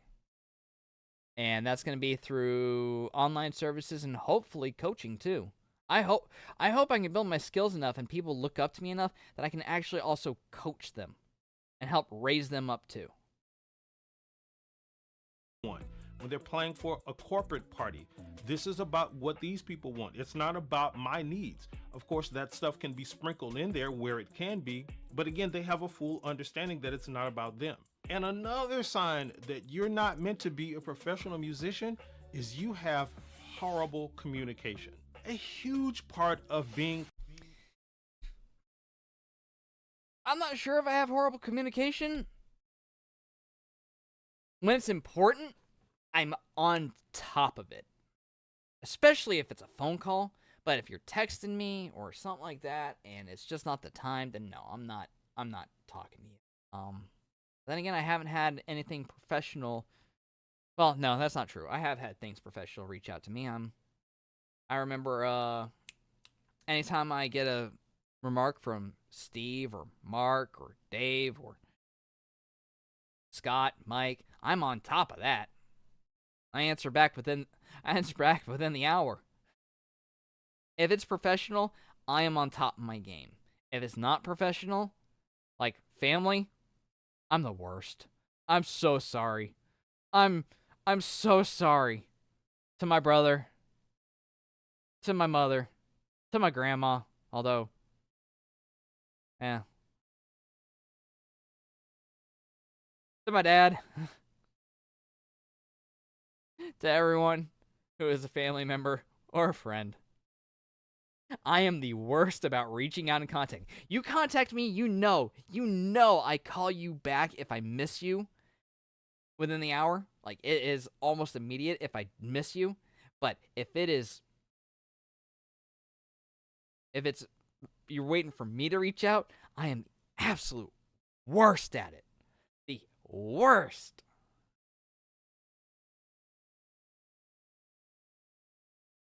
I'm sorry.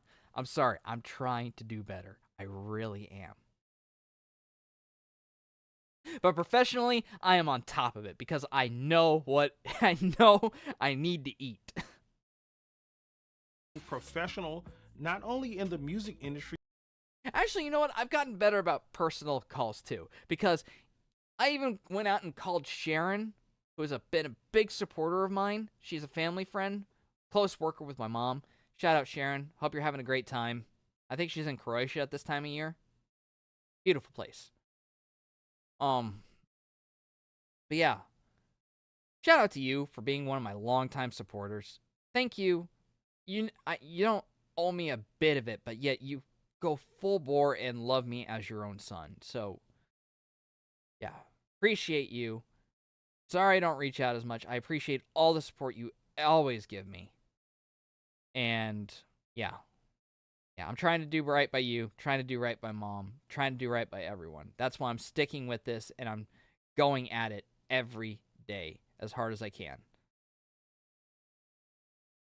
But really any industry is having good communication skills. Like, so if you're doing things like when people send you an email or a text message or a phone call about a gig, and you're taking like 3 days or even a day to respond to them and have people waiting on you, that's not what professional musicians do. And that's not how it works in the professional industry. And I'm willing to check my email about 3 times a day.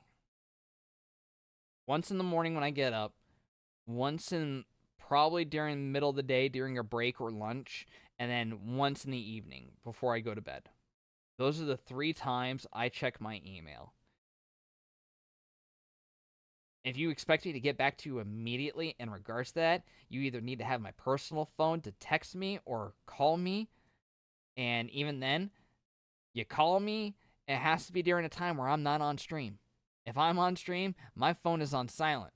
Unless it's important, like I'm waiting on construction people to show up or get things done. Because, a house is in disrepair because in May, it got branches harpooned through the roof. Thank you, Mother Nature. not only that sort of communication or lack of communication, but also failure to communicate things like what your expectations are, what the pay is going to be, asking those types of questions, having those things, and then you get to the gig and you show up and it's not what you want it to be. Now you got an attitude and stuff. That's not how professional musicians work. There's a standard level of professional communication that happens in this professional arena. And of course, what follows that is another huge sign that you're not meant to be a professional. I'm sure there's going to be points where in my career and I'm actually doing gig work that I will learn valuable lessons. Some of them being that I didn't ask them if they had certain equipment there ready or what I needed to provide myself, because I'm sure something's going to slip through the cracks and it's going to be a horrible experience, but I will handle it in stride and I will learn for next time. And that's just it. If you're new and you take those blows, you take them on the chin and you learn from them so that you don't repeat them in the future. That's a lesson that's beyond just music production. That's a life lesson. That's every aspect of your life. Professional musician, and that is you have no business skills. This is something that I've talked about on this channel many times before. As a professional musician, you have to have a good sense of business skills, like being able to negotiate prices and, pay and time and all of. Okay. I definitely suck at this.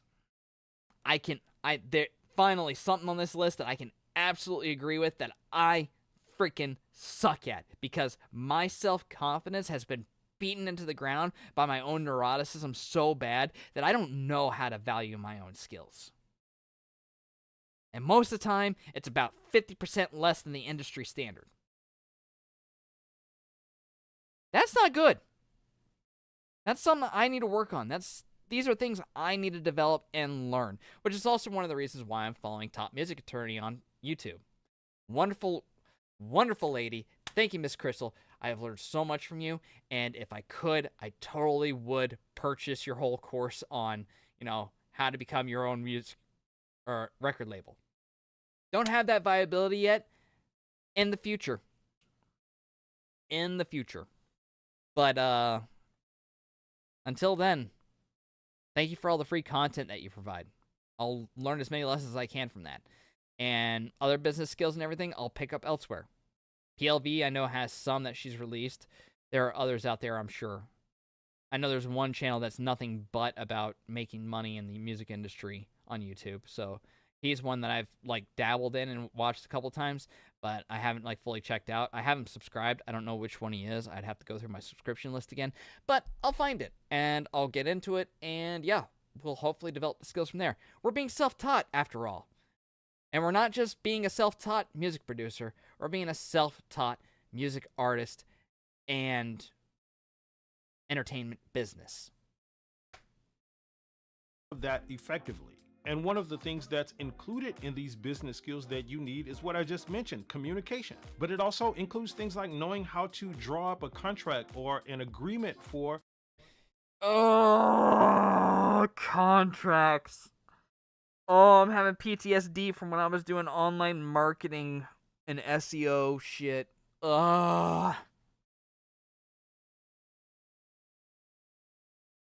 Just gonna call up Courtney and be like, hey, cuz, how's it going? So you did contract law, right? Could you just, help me out with something? Oh, we'll worry about that down the line when we cross it. Maybe I'll actually, butch up and get my own freaking contract taken care of instead of relying on family to do it for me. some event that someone wants to hire you for. Having the professional tools of a business person, like EPK kits, electronic press kits and all of that kind of stuff. And there are a lot of other things that you really need to have to be considered. Hold up. What is an electronic press kit? Oh, okay. Promotional materials and stuff. Okay. Gotcha. Okay. I already have something for this queued up for when I get to that point, so... Alright. I didn't realize it was called an EPK, though. So, that's fair. Look, we're learning stuff. Professional or a professional musician, and I've done many videos about them, and you can check them out right here. Okay. Right now. Thank you, Terrence. I'm gonna give you a like for that. Good job. You haven't earned a subscription because I don't think I would regularly follow your content, but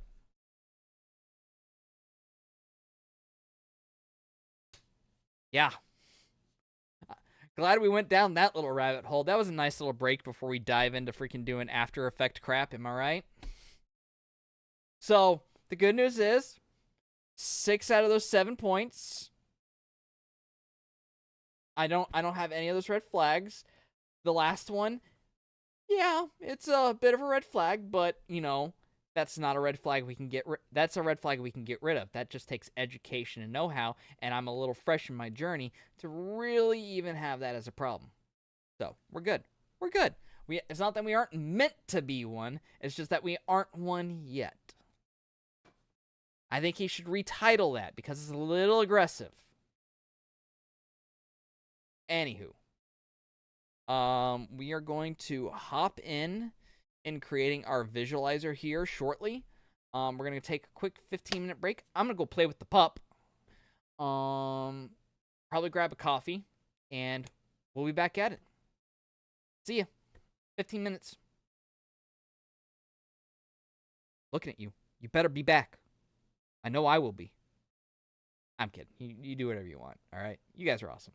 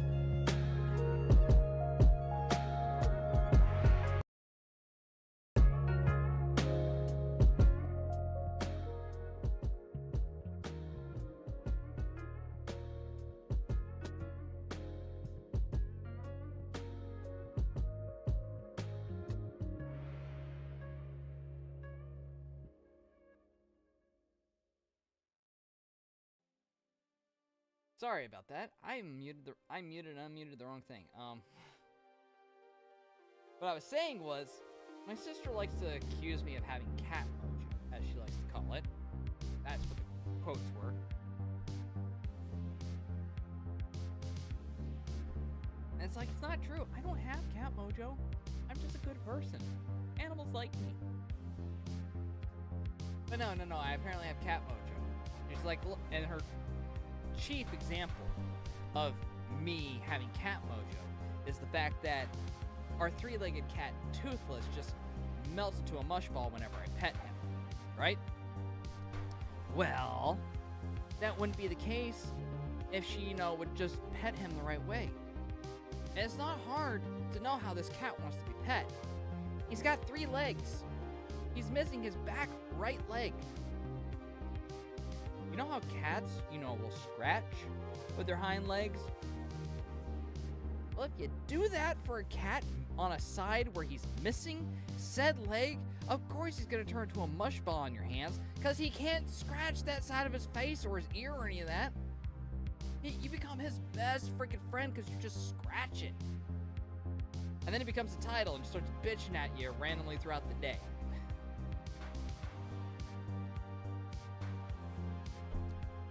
Love that cat. Obsessed with laying out in the sun, though. A little too hot for him, considering he's black.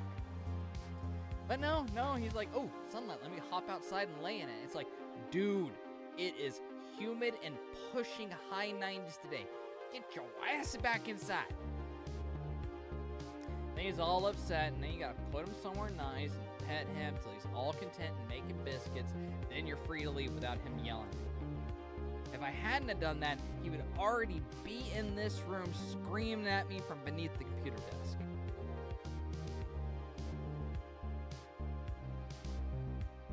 It gets tiring sometimes. Anywho, we've got a visualizer to make. So let's get to it. We got After Effects open. This is what this done, and this is what he did this all in. So let's go ahead and get to the video. All right, Avnish Parker. Let's get to it. All right. So he's got his settings here. New composition. Composition name. Origination.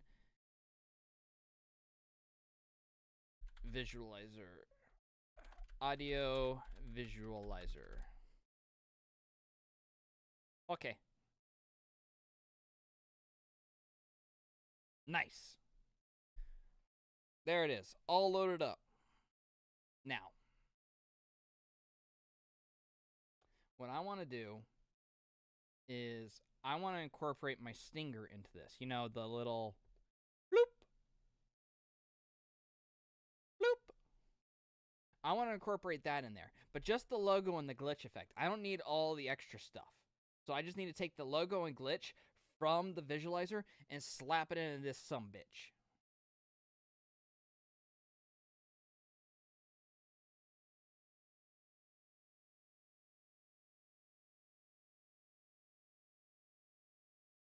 So what we're going to do is we're going to go to...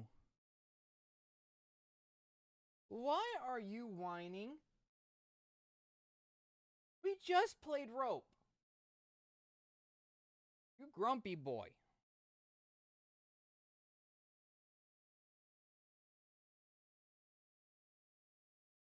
I love you, Wesker.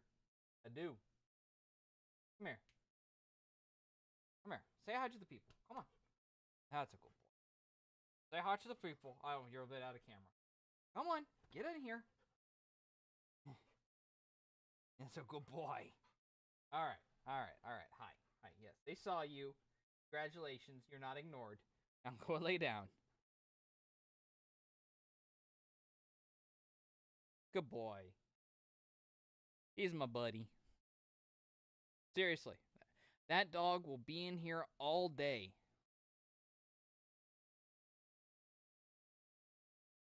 He will be in here all day. Sitting right there. If I'm awake and I'm working, that's where he's at. He is such a sweetheart. He's become one of my best friends. I love him. Couldn't have asked for a better dog. Is he most protective dog in the world? No. Sadly. No, he's a pussy. He'd be scared, and then he'd also want pets. And you'd be the one beating me up and murdering me or something. And yeah. This is hyperbole, YouTube. Hyperbole, not inciting violence at all. I'm just stating a fact. If I was at mortal risk of my life, he would go away with the attacker if they were offering pets and treats. Oh, that's okay. I don't even know who your boss is. Although, yeah, you could put me on the radio, I guess. How you doing, Mac? Hope you're doing well. Hope the kids are too. Yeah. All right, we are on task. On task. Let's go. Okay, we need to open recent glitch stinger transition. Yes, save. We need to go up to video projects.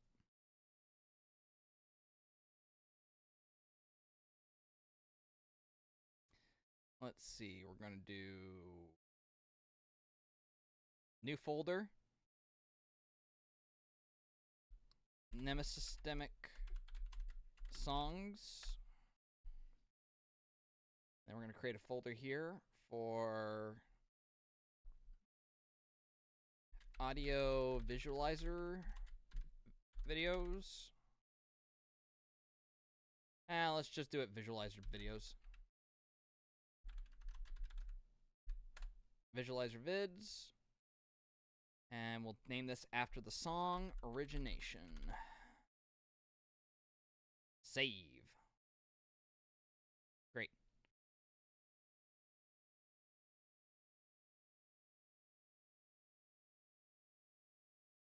Alright, so this is our stinger transition here that we use when we're changing scenes.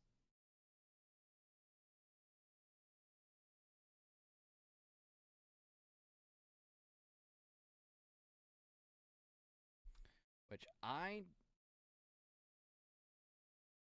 not stealing anything. You can't claim that of me. You can blame Florida more than you can blame me. All right? He's always wanted to come here because he's done with winter. You can blame Florida's perpetual summertime. But look at it this way.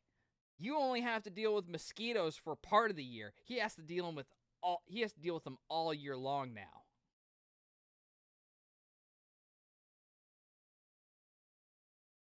Bitey little buggers.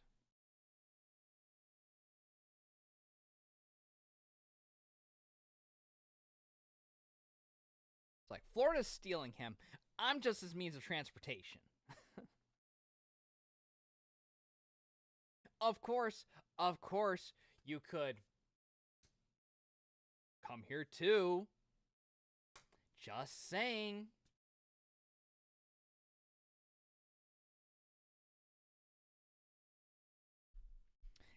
You're free to travel around the 50 United States unimpeded. Well, 48 because you have to deal with Canada in order to travel to Alaska, or you have to travel across the ocean for Hawaii. But you can travel to 48 of them unimpeded.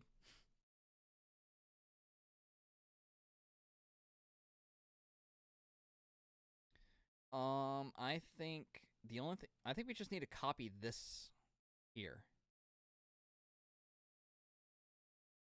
Right? Yeah. All right, now we unlocked it. I want to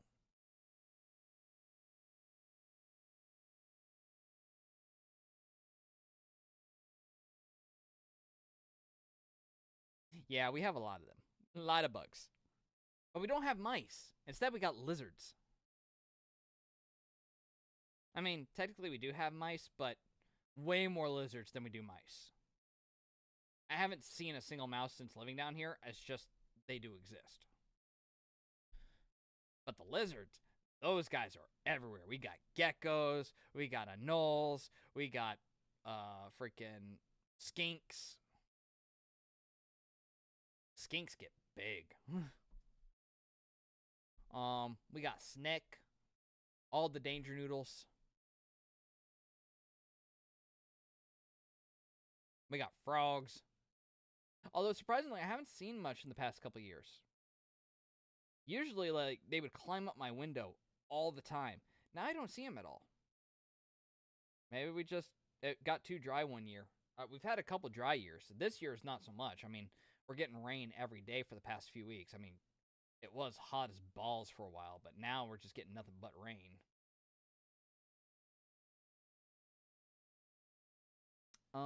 I would like to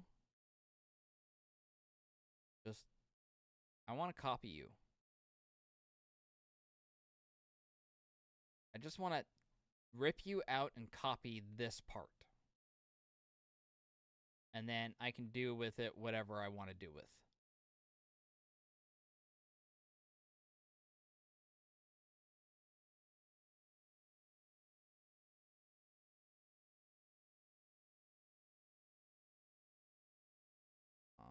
Copy with property links? Okay. Let's open recent, go back over to our visualizer vid. Don't save. Go ahead and paste.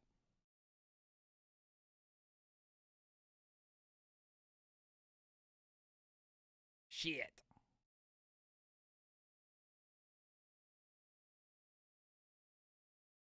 Alright, well, that didn't work as intended.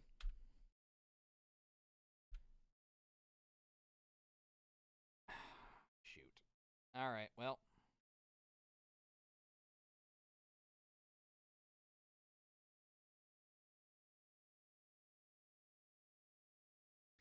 Alright, well, we'll just go with what we got. Crud. Alright. We can figure this out.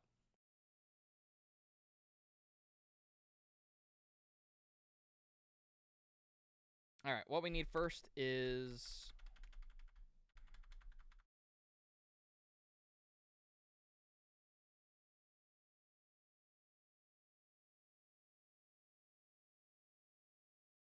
we need a background image. That's what we need. Because that's what he's using. He's got a background. Spectrum. I am using the same full HD resolution. But my comp duration is 3 minutes long, so that it... Yeah, I should probably change that. Composition.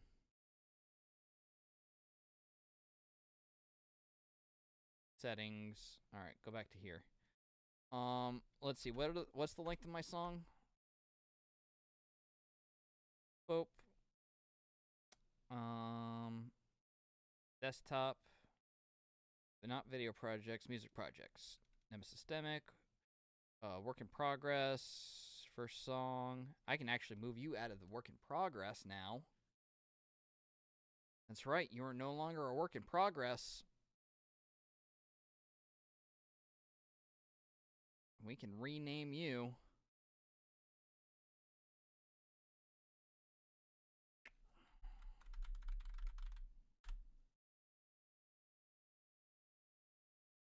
Create a new folder. Completed.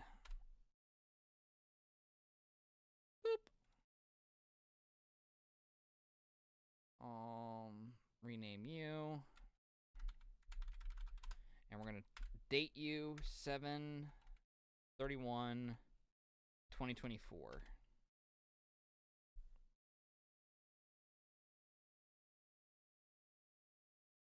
We're gonna rename you.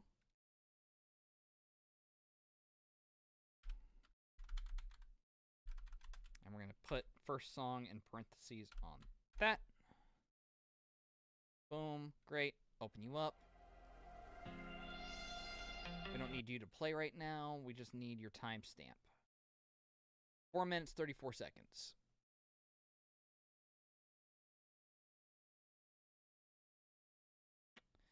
Uh, 4.34 dot.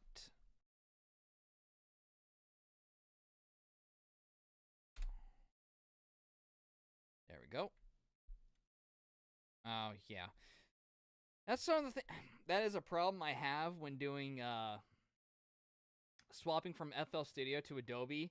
I keep trying to use the same like shortcut key commands between the two systems, and they don't overlap in the slightest. All right, Mac. Thanks so much. Thanks for tuning in. Appreciate it. Go do awesome stuff. All right, we got 4 minutes, 34 seconds. Got that done. Can cover up our whole song. Let's start with adding a background. I am adding an image background, but you can also add any video you want. Place this image in your timeline, and then press S to open scale. All right, hold on. Let's go to particle effect.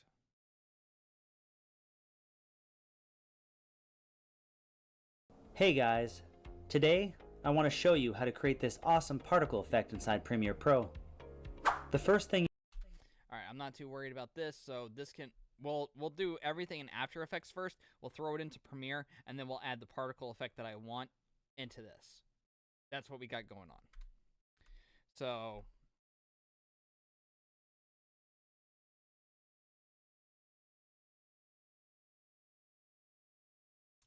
what's our background? What do we want to put in there? We've got options, right? So yeah, let's go to our options here, right? We'll go to our pictures. We got our memes, we got all this stuff, we got social media, we can go here. Okay, that's nice and all. We've got our logo, that's definitely going in.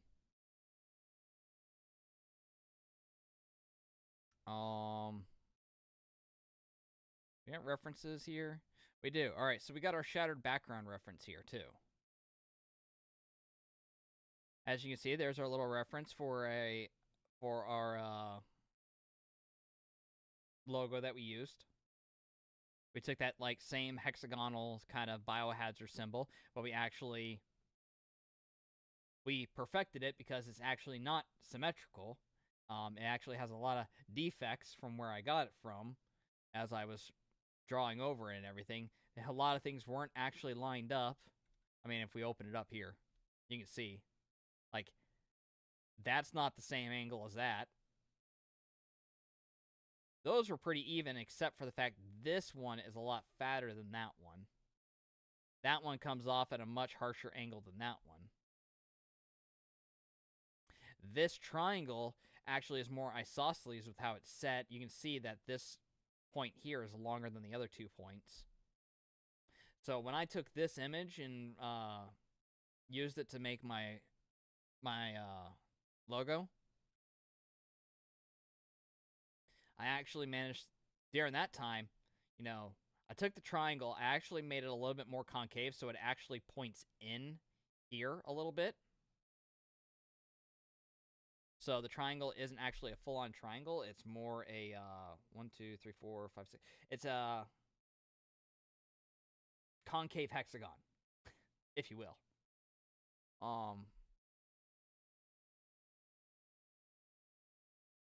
Made sure these were all even. Added the points on each of these.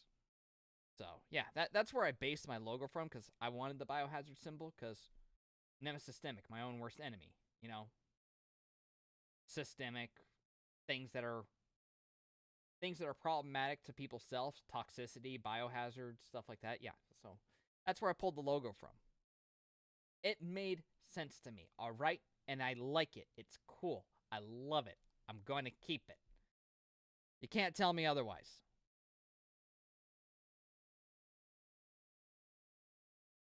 I worked hard creating this stuff.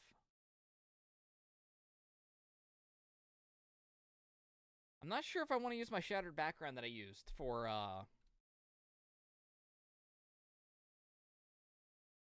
all this. Like, my channel banner and stuff. Where I have each of the different, worst enemies all shattered on each reflection of this thing.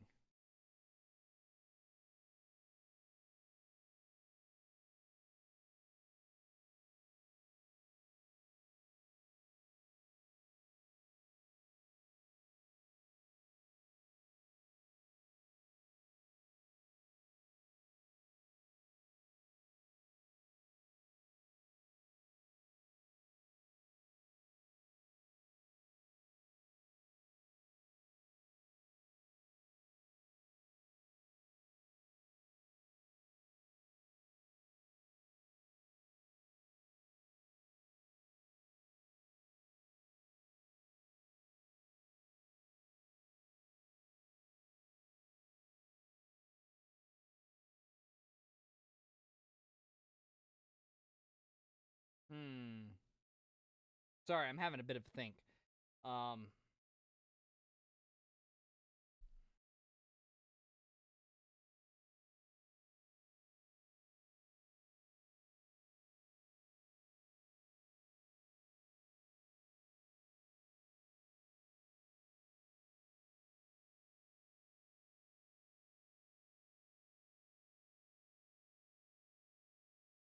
Part of me just wants to open up my glitch transition stinger and then just pull it from there.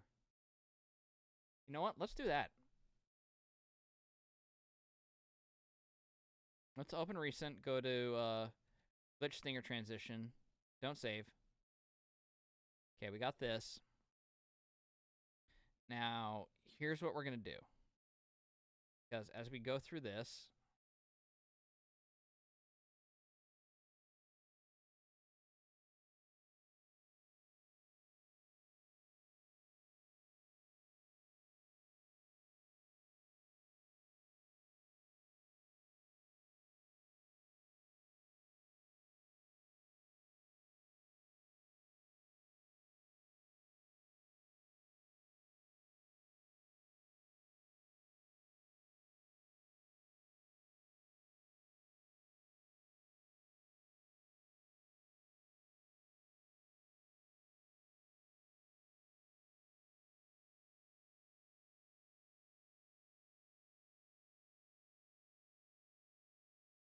actually, do I keep this?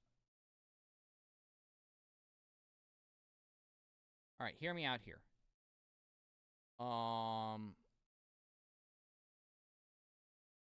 File, save as.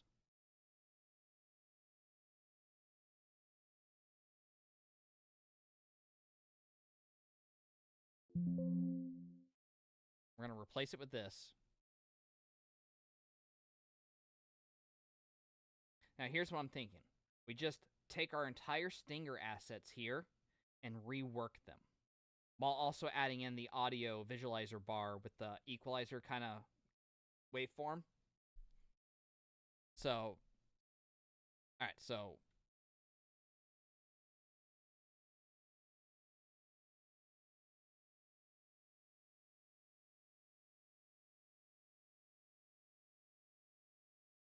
all right, so here's how I'm going to work it. We're going to go to our composition settings. We're going to change this to 4.34. So that's 4 minutes, 34 seconds there. Boom. And now, as you can see, yep, there. Only the first 2 seconds have all this.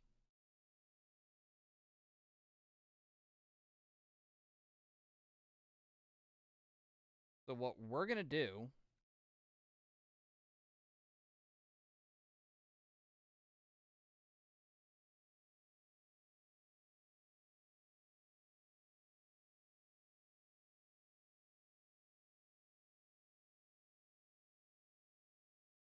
we need to go in here.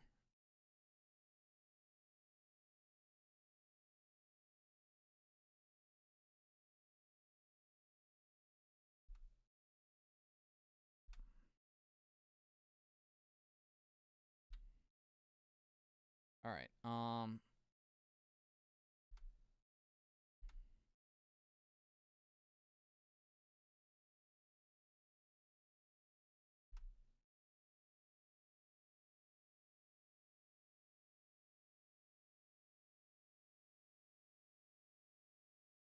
I don't see any of that. Okay.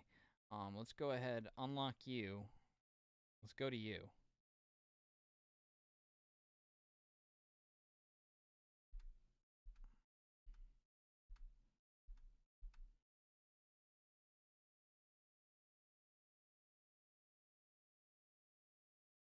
All right, these are all nested.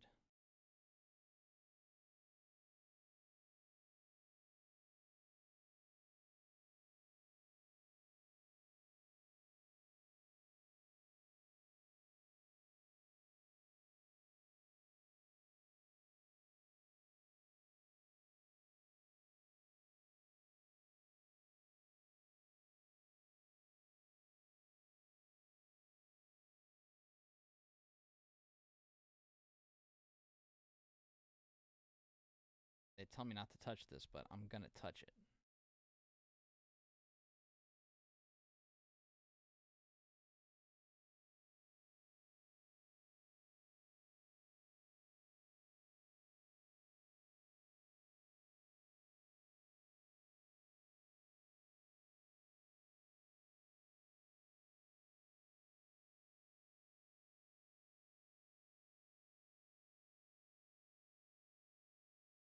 Hmm.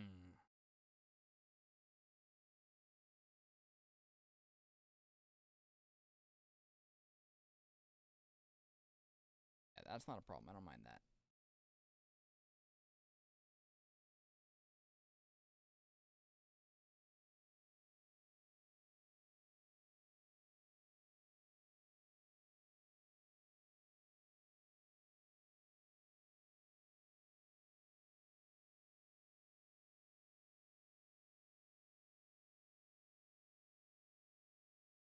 All right, so the background transition we don't need. We can delete that.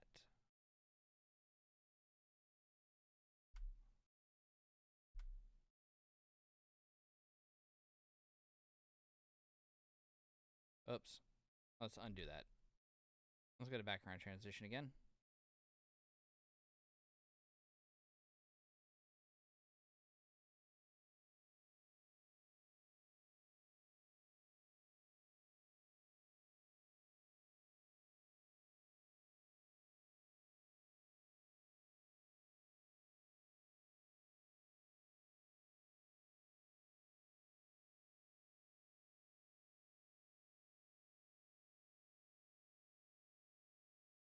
Why is this moving?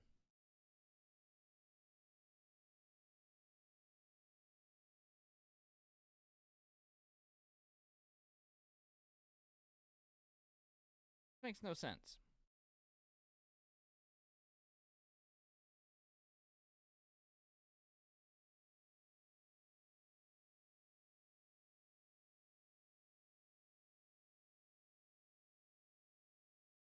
I have no idea why this is moving.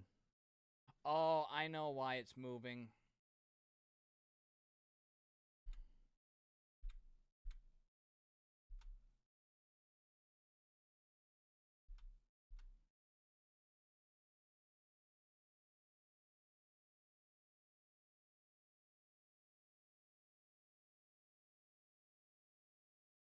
Oh, no. Give me a second. Give me each one of these.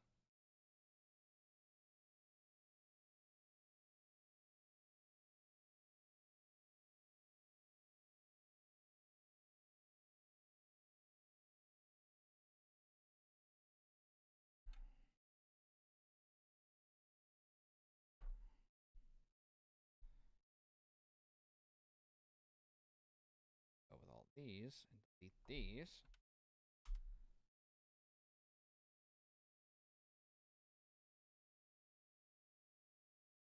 Ta-da! I have a background now.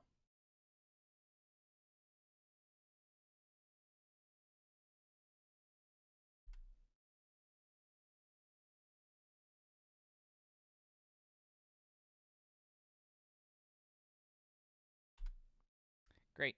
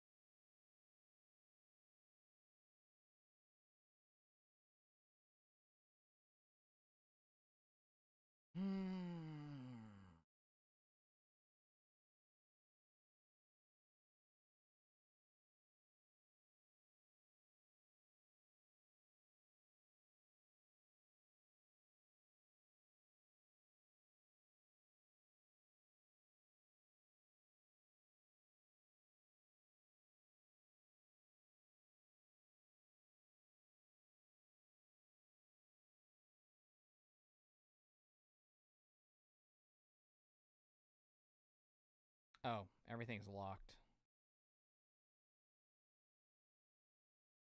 I did that so I wouldn't keep messing with shit.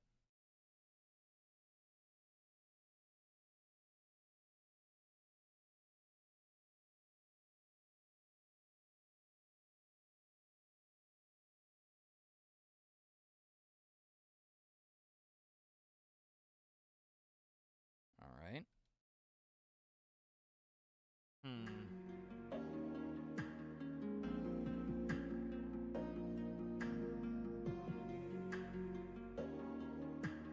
So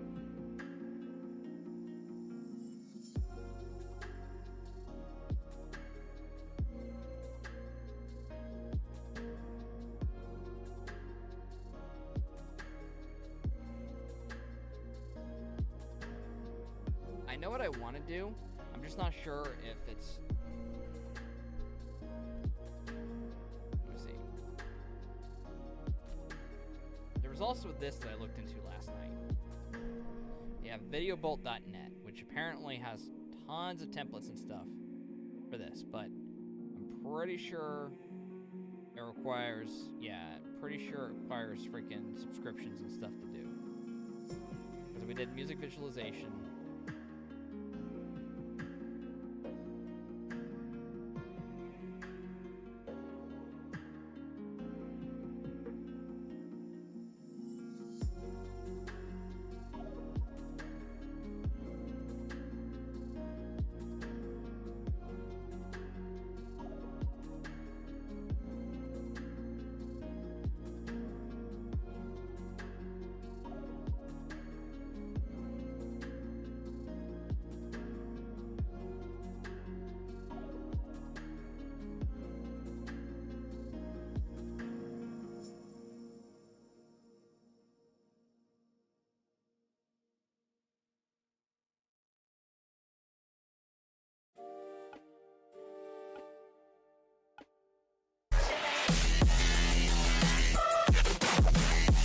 In the dead of night.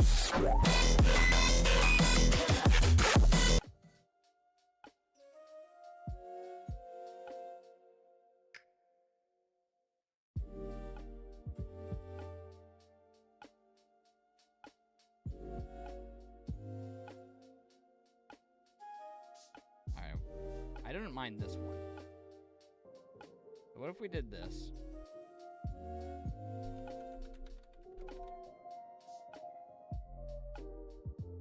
Create a new project.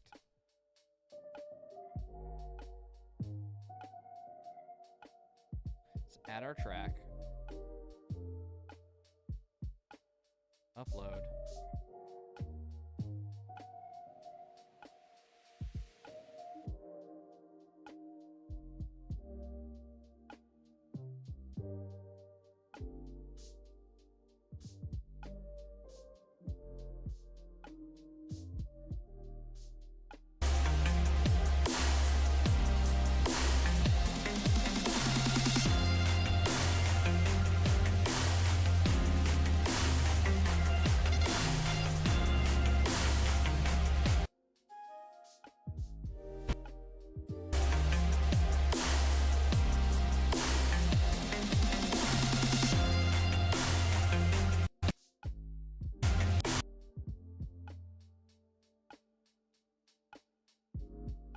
logo. Go to our pictures.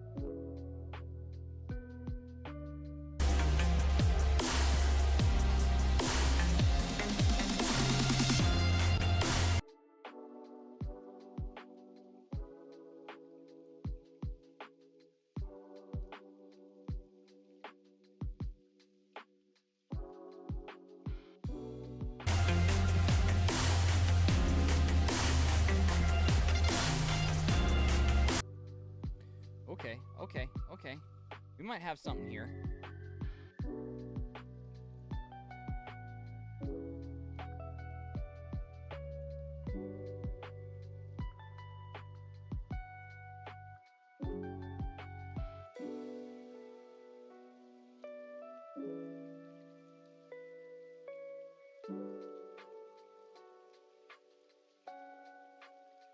Let's see if this is anything worthwhile.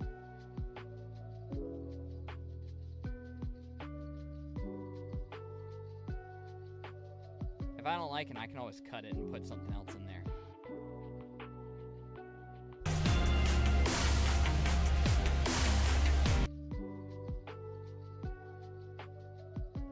That's not bad.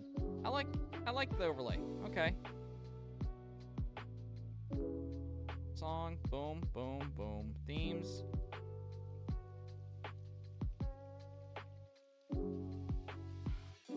We've got noir.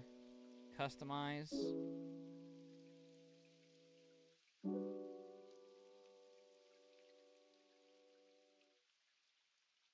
Nah. I kind of like how it is already.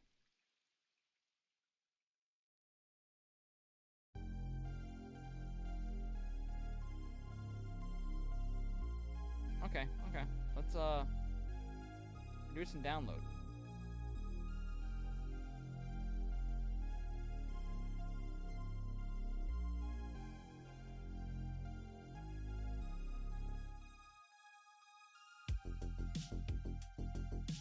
This one honestly is a lot faster. It might be worth it. If this is what I'm doing every month, this might be worth it.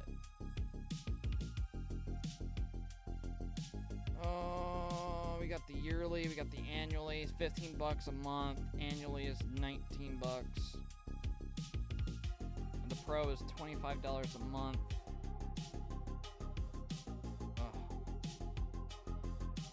That's 300 bucks. Cloud storage 60 gigabytes. I don't need that. Export formats, MP4, .mov, all that stuff. Okay. Adobe extension, After Effects, and Premiere Pro. Branding, one brand kit.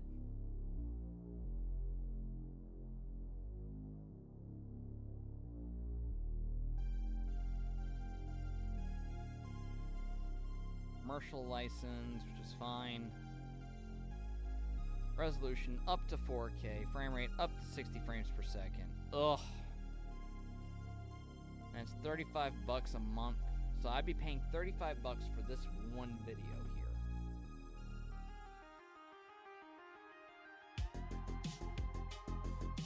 My left light is fucking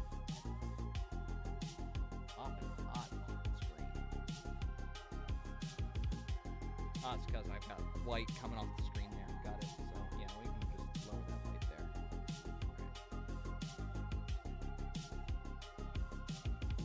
Actually, let's go ahead.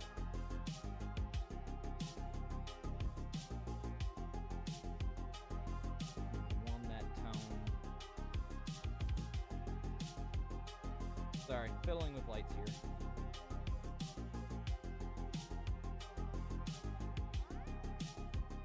I don't know, guys.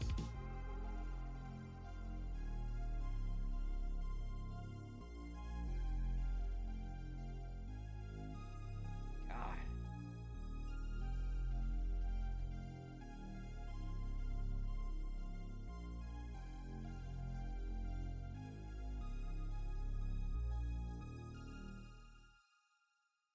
Up to 10 minutes per video, licensed commercial, fast. If I'm at the point where I'm making a song every month, this is worth it. I wouldn't have to go in with the visualizer each and every time to undo it.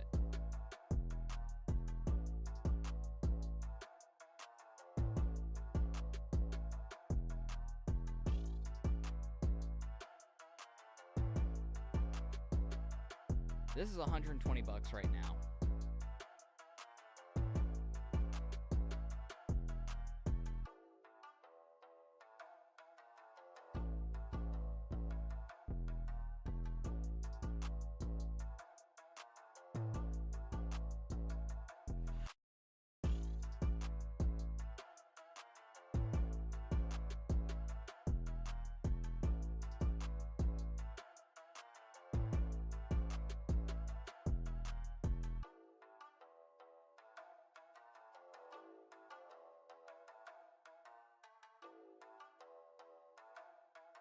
I'm on my, if you're wondering where Soul Fulci is, I'm on my old music account because I just didn't want to give him my actual stuff.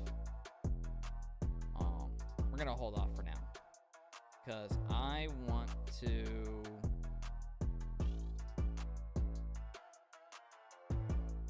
dark theme. Thank you. Sheesh.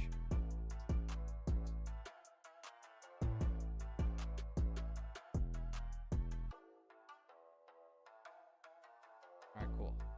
Glad you saved to a drafts page. I'm curious about what's going on here.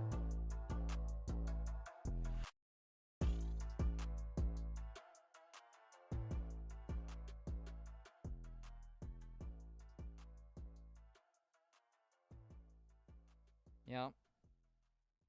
Yep. Yep.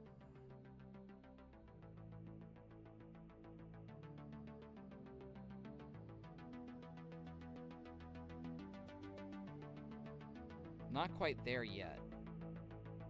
God. This is,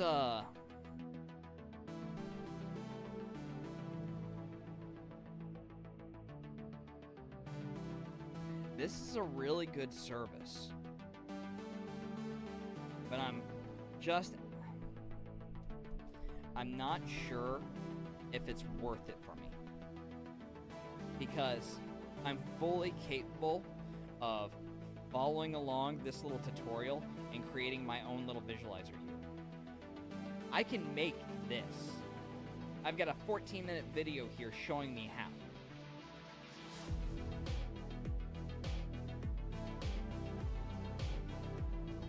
You know what? We're good. We're good for now. Maybe down the line when I have money coming in and I can put it as a write-off for the business, I can go ahead and go with Video Bolt because that'll expedite. That'll basically be me hiring an editor to do this. So let's not do Video Bolt now. Let's put it on the side, and we will look to. Well, we're gonna focus on doing stuff ourselves for now, because that's where we're at in our journey, and our production journey. We are here. So let's go ahead, make a simple visualizer, throw it up, and we'll be good with that. All right.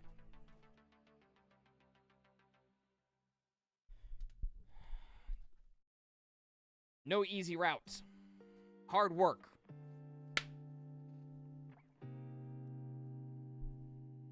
All right, we got a 14-minute video to follow along.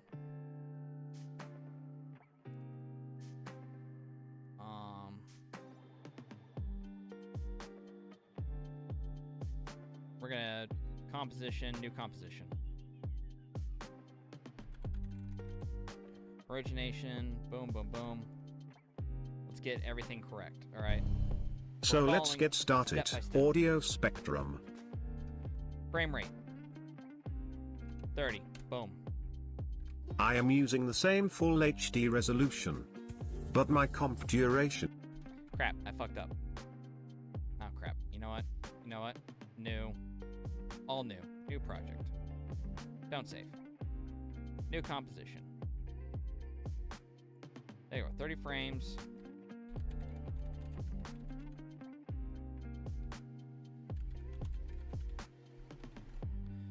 Origination audio visualizer. Done.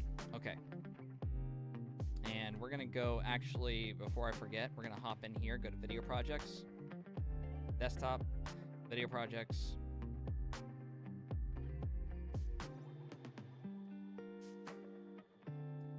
Nemesystemic songs, visualizer vids, origination. We're gonna trash this one. Boom. Done. Trash that too. 4 minutes, 34 seconds. Check. Boom, boom, boom. All right. Okay. Send it. Great. Settings are all correct. File. Save as. Visualizer vids. Origination. Save. Done. Set. Next. Is 3 minutes long, so that it can cover up our whole song. Let's start with adding a background. I am adding an image background, but you can also add any video you want. Okay, we're adding a background.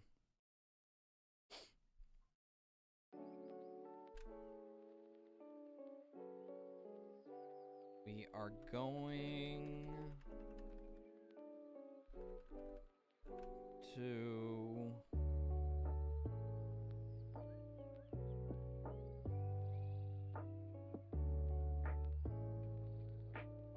pictures. Reference. No, social media. We'll just go with that. We're just gonna take the profile picture here. Boom. Throw you in there. Ta-da. Excuse me. Woo! Done. Place this image in your timeline. Okay, putting it in the timeline. Look at that handsome devil screaming. And then, press S to open scale. Okay, pressing S to open scale. And adjust the size of it. Alrighty, we're adjusting the size of it.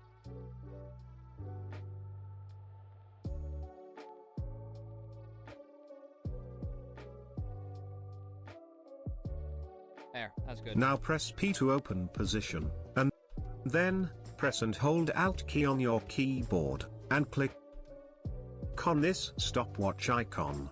It will Okay, we're gonna go to here, select, pressing P, holding Alt on the stopwatch for the keyframes. There we go. allow you to add a script to it. In the script area, type WIGGLE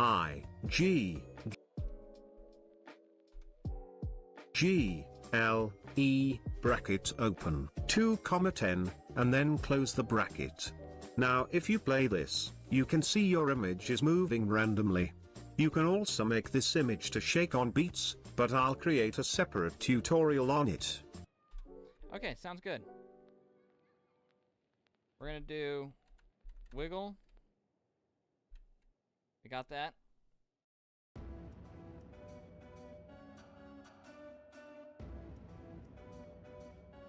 Wait, his image was already blurred.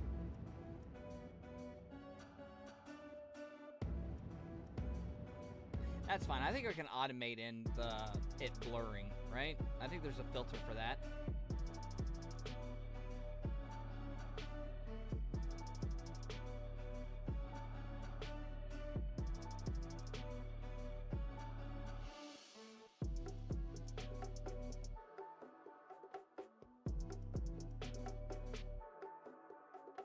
Although,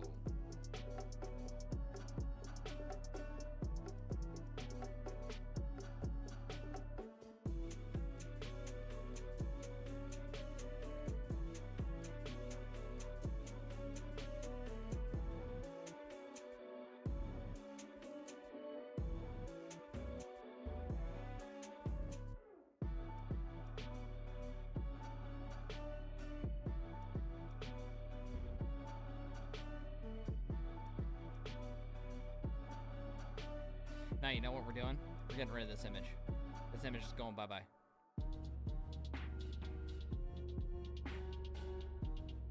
We are going back to our references. We're just going to grab the shattered reference. We just want this basic.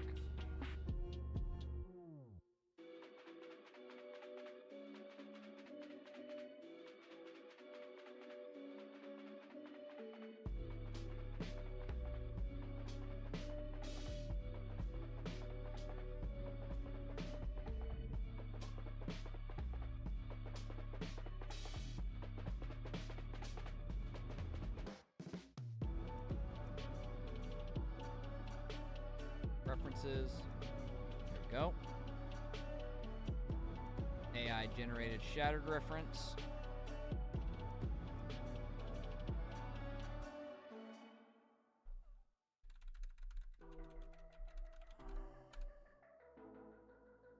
Great. I'm pretty sure I flipped this image too. That's fine. It could be different. This is fine. This is fine. It's fine.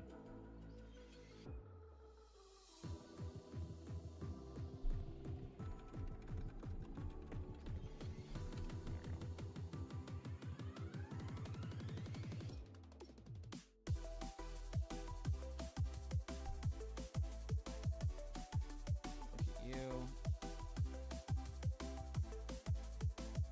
There we go. We're not going to worry about wiggling it. That doesn't need to worry. Blur, though. We are going to add this.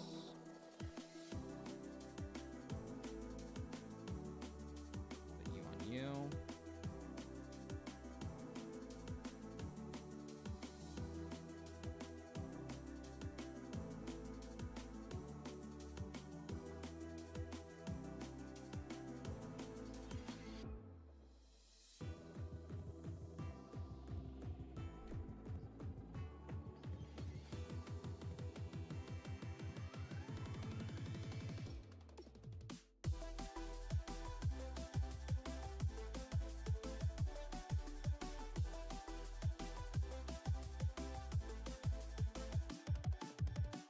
Cool, we got blur on there. So when this all starts up and everything transitions in, when we have all the lettering and everything transition in, the blur will actually come into play. Like kind of like a camera focus. To focus on the stuff that's at the forefront.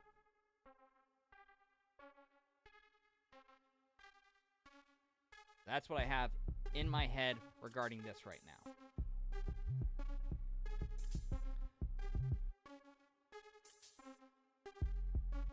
So we aren't going to worry about it for now. We're just going to let it be.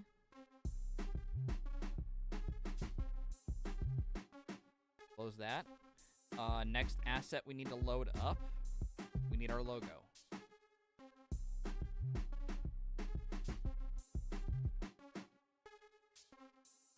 That's going in there. We're going to put it in somewhere.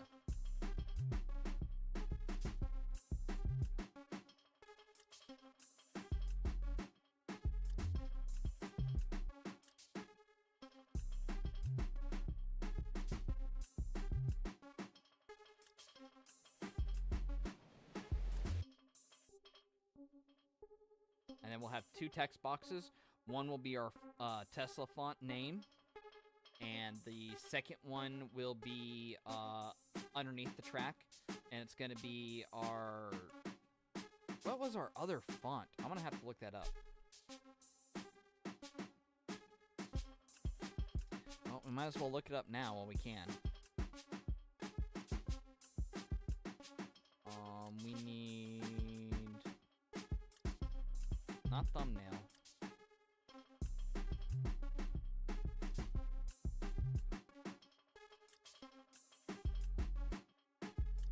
We need to go back to our desktop, huh? We need to go to overlays. I think I have everything in here.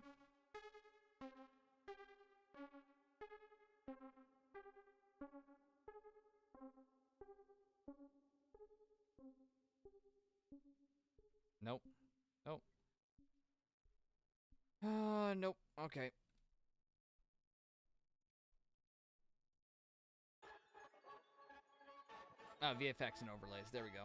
All right. Glitch Pro. Files.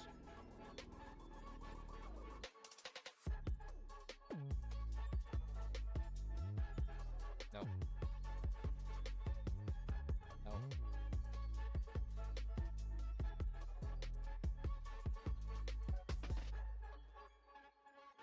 I don't think it's panels.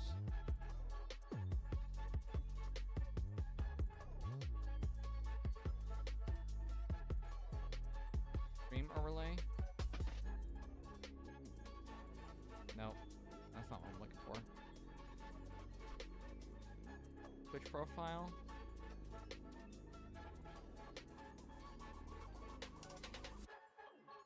Nope.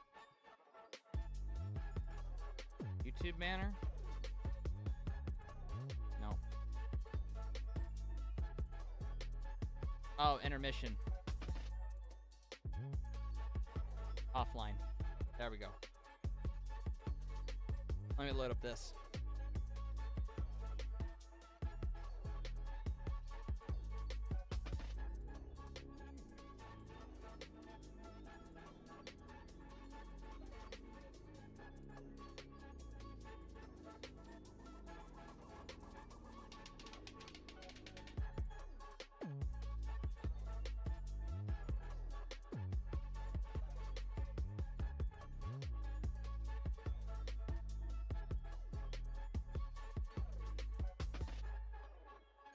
Alright, we had Sui Generis, Tesla. Alright, so Sui Generis is what we're doing there. Not now, fuck off. I don't need generative AI. Okay, Sui Generis is what we use for the other text. So that's the... Sui Generis is going to be our text for,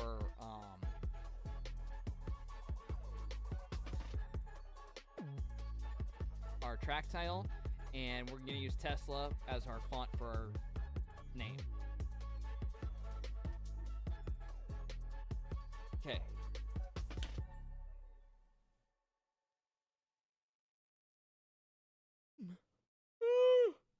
Oh, sorry, I cannot hold that yawning. I looked kind of hideous doing my stretch too. I went, "Mrr." Looked all neck beardy and crap.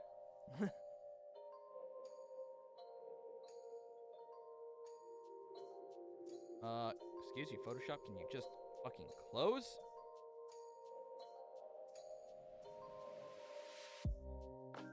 Ugh.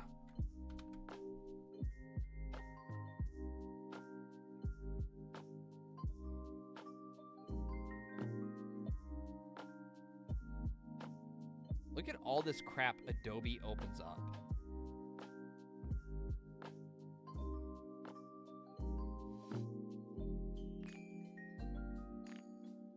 End task. Jesus.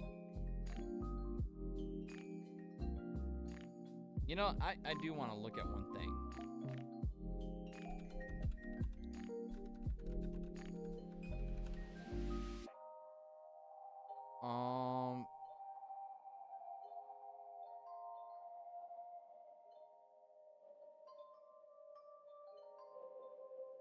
Yeah, no, not when your flexible cost and effective.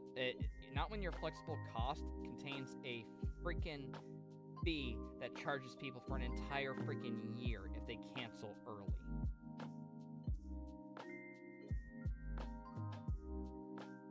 Not only that, you freaking hide it too.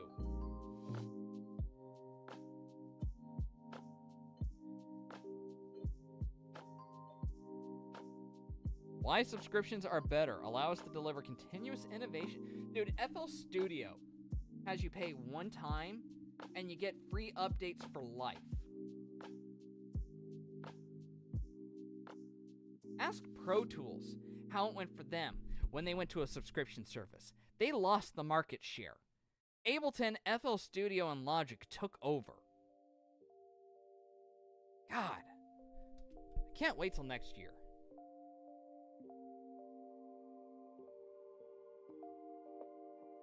No, I do not store my work on Adobe's cloud. I hate cloud services.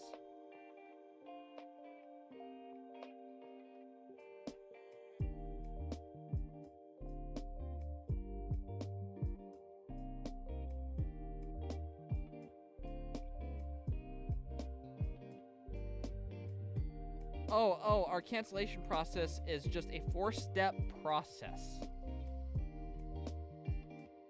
that you can click through. Yeah, minus the fact you get slapped with a freaking fine.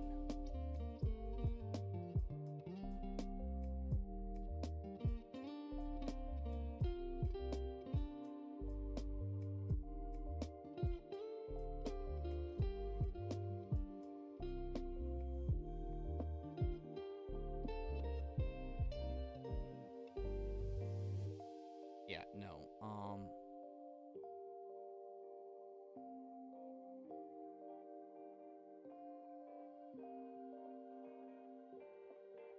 Oh, 7 days ago. Okay, let's see this. An update on the FTC. In June, the FTC filed a lawsuit about Adobe subscription business practices. The FTC has now published an updated version of the complaint, unfortunately taking 4-year-old conversations and details from employee emails out of context to supplement their claims.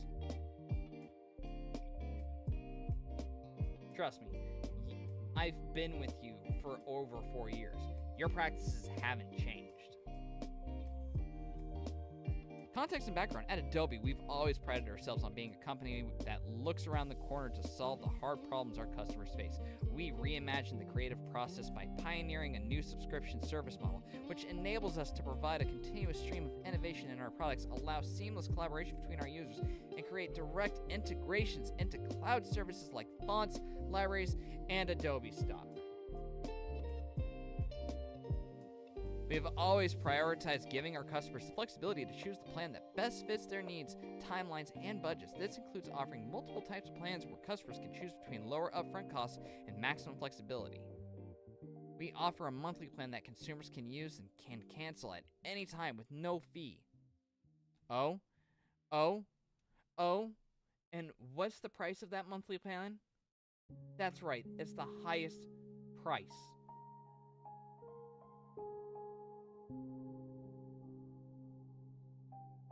Let's see, what are Adobe... hold on, before I accuse that of that, alright, let's be fair to Adobe, right? Let's see what their subscription prices actually are.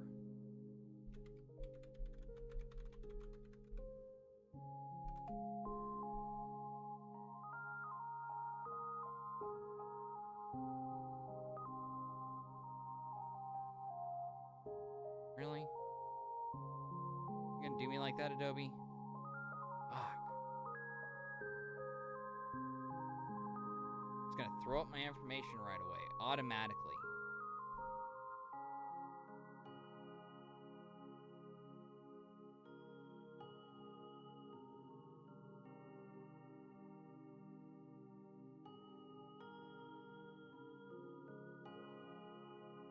Alright, let's see. What plan do I have right now? What's with this monthly generative credits? Alright, hold on 1 second, guys. I want to put this over here. You already got one of my private emails here. Friggin' just go ahead and dox myself, why don't I? Good thing I moved it over here. They're freaking throwing up my freaking credit card information.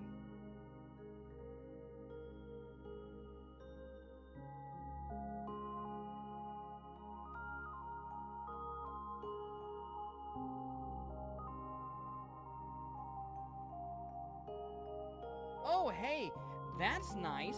I went from a $30 plan to a $60 plan, and I didn't realize it because Adobe doesn't email you your invoices anymore. So that's lovely, Adobe. Thank you for a 100% price increase.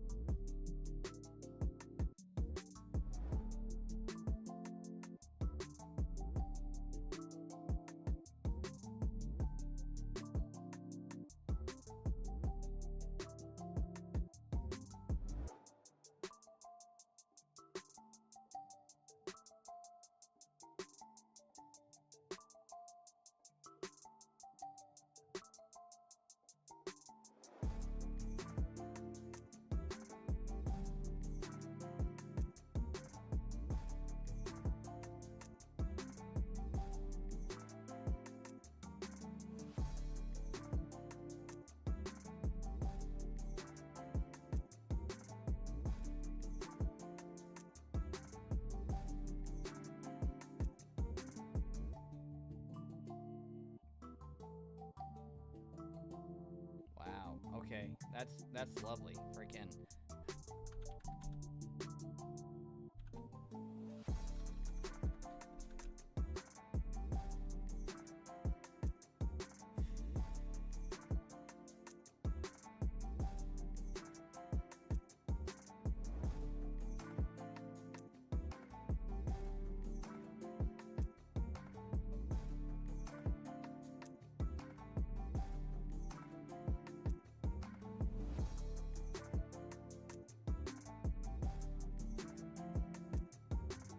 Okay, I can just... Yeah, no, this is ridiculous. The $60 a month? It was supposed to be 30. That's what I've been budgeting. I've been paying twice as much now.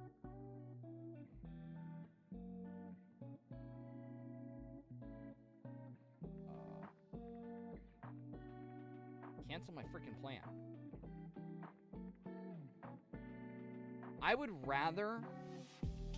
For 2 months of Adobe, I could pay for an entire year of what I'm about to do here.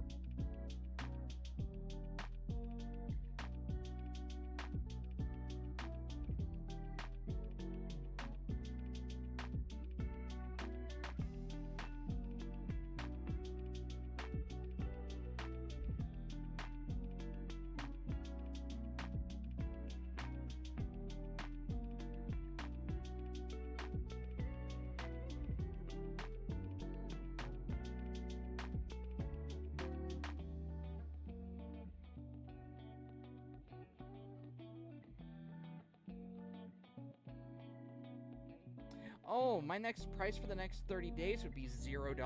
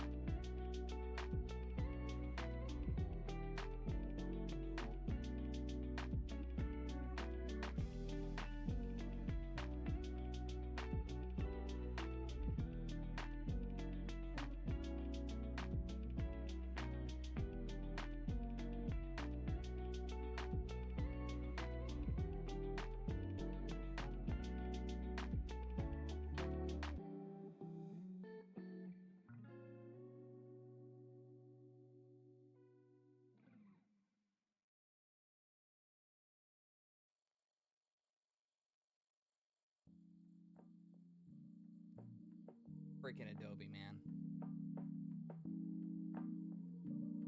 This is the most underhanded crap companies are doing nowadays. Where they don't send you receipts, they don't send you invoices, you have to go on the site to freaking keep track of it. I'm gonna start sending myself a freaking reminder. I mean, Spotify is one thing. They charge me on the 19th of every month, but I know that. Adobe, they keep changing it up on me. I'm gonna go in... We're gonna go into freaking our calendar here. We need to set a reminder every second of the month.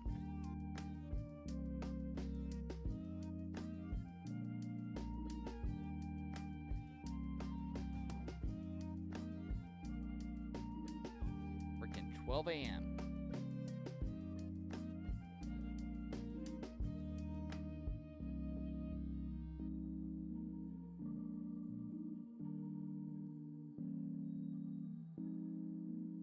Title.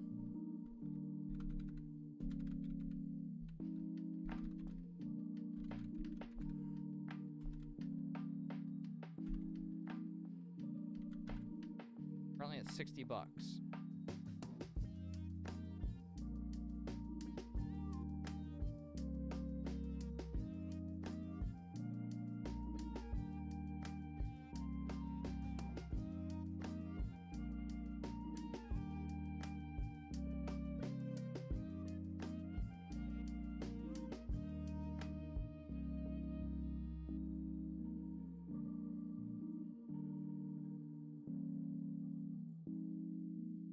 Repeat.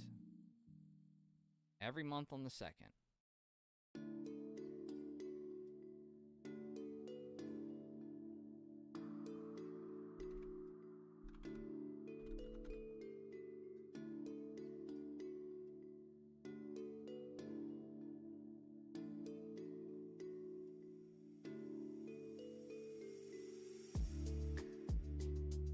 way I wake up in the morning and there it is, right in my face. Lasts all day.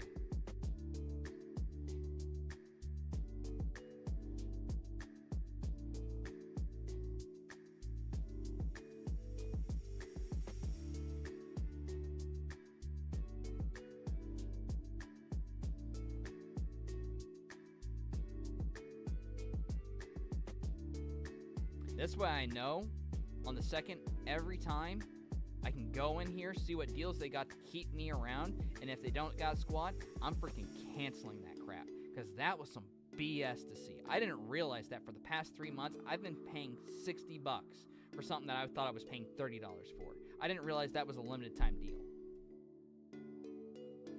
That might have been on me for being negligent on that regard. Pretty sure it wasn't. I never got an email from Adobe about it. Talk about the most unprofessional freaking corporation in America.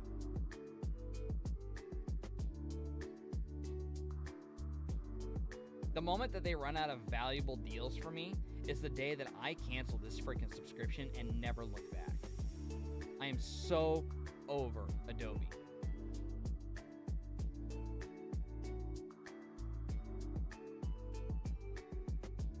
Freaking garbage.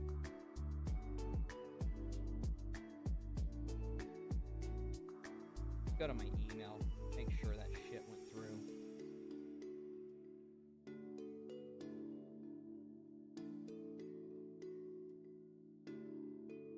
Oh, whoops, this is the wrong email. There we go. That's the right email.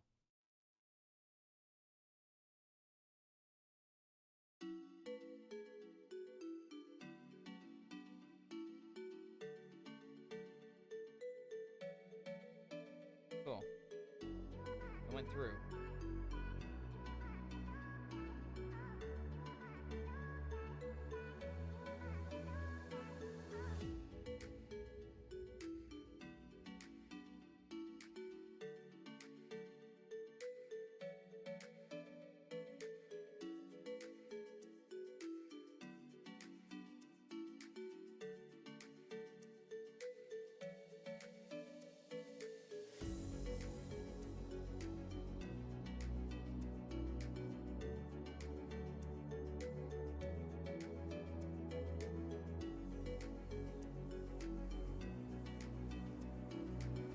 Yeah, so last year I was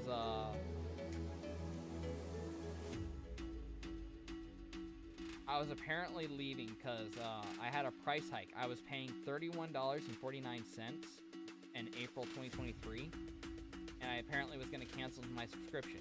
But then looks like they offered me a year of paying $30 for the entire thing. And I'm like, okay, I can do that. So it apparently was on me not to notice that the year deal of $30 a month for Adobe had ended. So that's on me. Regardless, $60 a month, kind of BS considering within 5 months you can own a program that does all the things one of the others does. And you don't have to constantly subscribe and shell out money for it.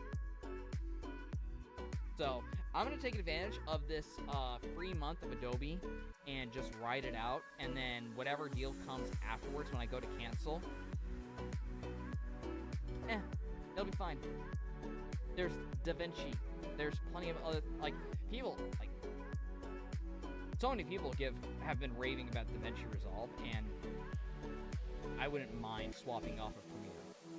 Not in the slightest. I am tired of being beholden to freaking subscriptions.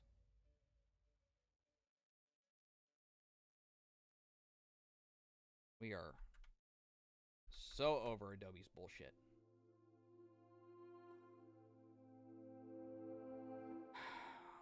Right.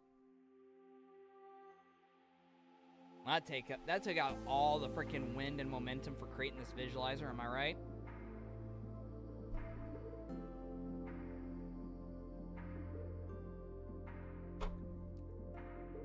Honestly. Wait a second.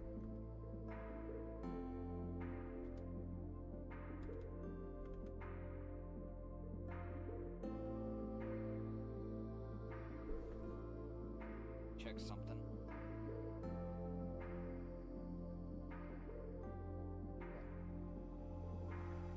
Yeah, so, if they don't have a good enough deal next month, I'll be canceling them, and yeah, I'll just buy a plan off of Video Bolt.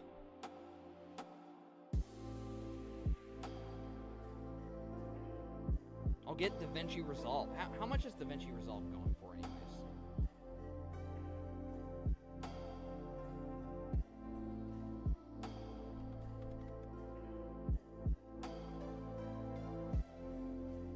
We provide an annual option for those customers who want to make a yearly commitment to our products in exchange for a lower price. Yeah. Your annual option. An annual. This is it. We also offer an annual plan where customers can pay in monthly installments for those who cannot make the upfront payment. So this is the lower price that they get you hooked on. Don't offer, a monthly plan that consumers can use and cancel at any time with no fee. They put the fee on the annual plan where customers can pay monthly installments.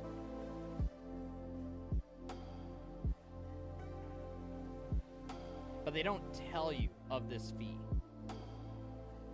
And not only that, when you leave, they charge you the full freaking fee. So if you decide that you're over it 6 months in, you don't pay the remainder 6 months. They charge you the full price.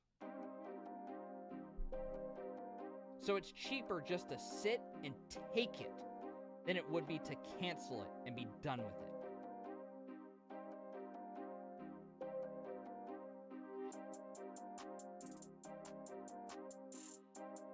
Yeah, no, this is bullshit here. The FTC has chosen to focus this lawsuit on allegations that our subscription practices are not clear or simple. You don't make them clear or simple. Not only that, you don't send out invoices or receipts. People have to go and hunt them down and print them out themselves. Hell, freaking, and we all know the reason why. Because you've openly stated in these emails that the FTC is focusing on too, that you see less cancellations when you don't do it. So that means people stick with your services long because it's out of sight, out of mind. That's predatory.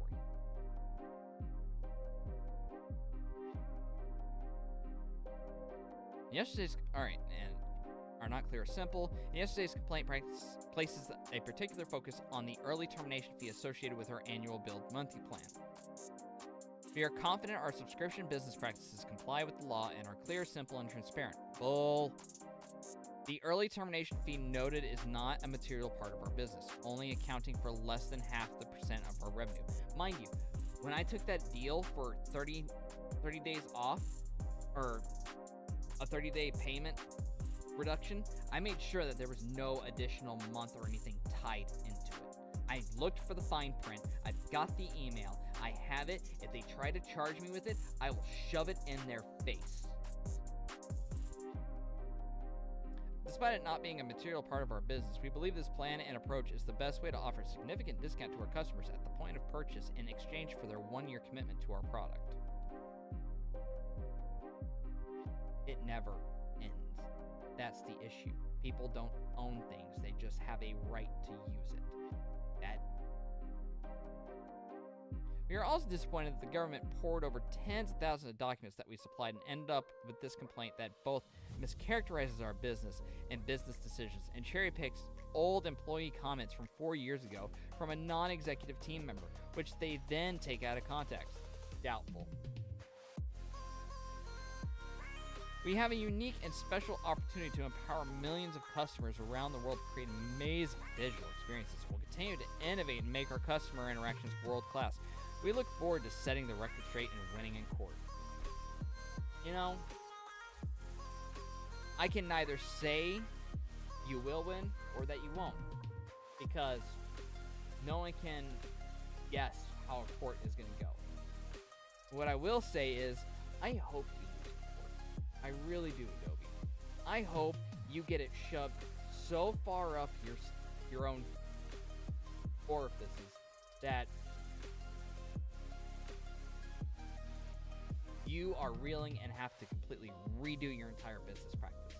I hope that this stops all this annual commitment crap, these predatory subscription practices, or at least makes it so people think twice about it.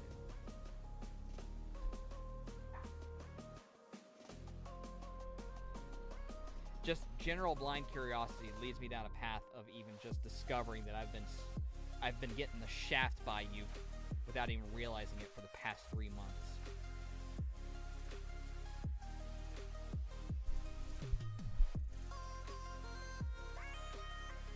These gosh darn corporations, man. Absolutely toxic.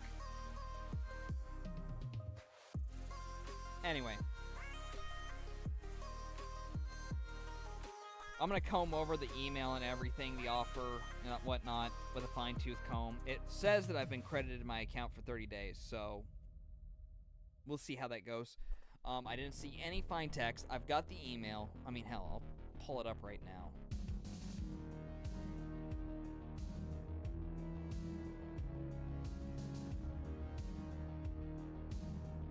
I don't care. You guys, this is just my personal business email, and I don't use it for anything else important, so I don't care if you guys see it.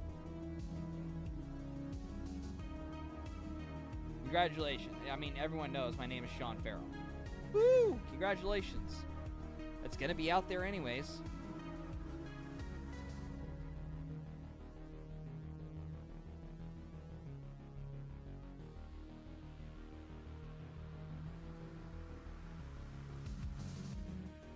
Service credit. We credit your account with 30 days free service. To view or print invoices, head to the billing. Like, there's no other fine text regarding that I have to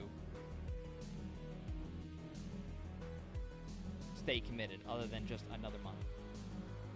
So we'll see what happens next month when I go to cancel. If they give me another free month of Adobe, we'll keep going with it. We'll just keep checking the freaking fine print.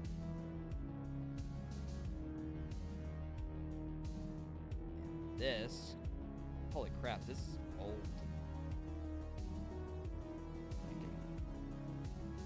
Yachting, advertising, all this can go to crap. Yeah, let's go ahead. We can move you to receipts. I deleted so much out of this already.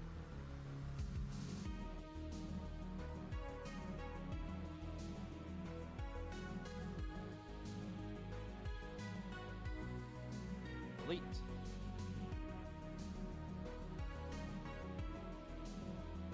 Oh, cancel. Delete. Alright, those are gone.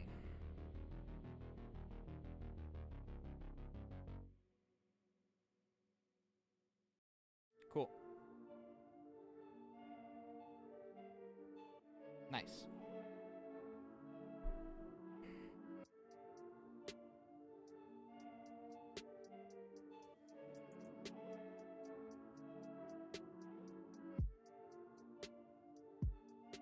One nice thing I have is that my personal email is protected. So at least that's nice. I've got my personal professional email. That's just me personally from when I was doing yachting and all that stuff. I got my music account, my old one, which is my throwaway account. I've got my public one, and I've got my personal one.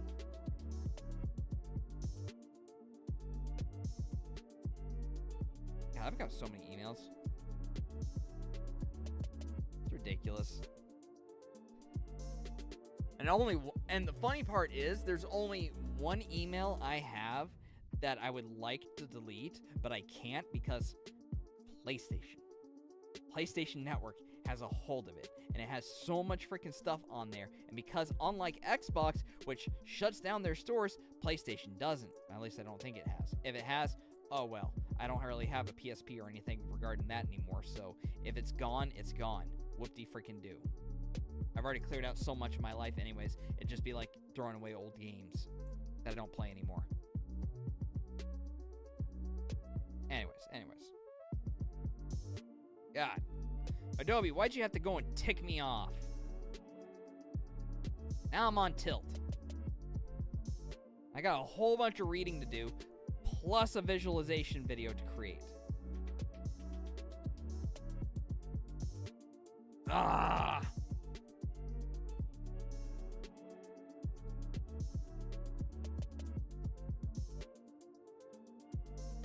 Part of me just wants to spend the $120 and use freaking Video Bolt now.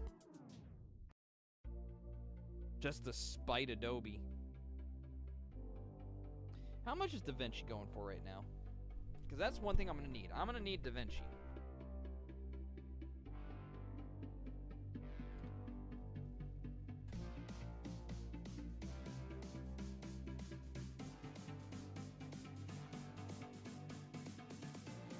$300? Oh, hell.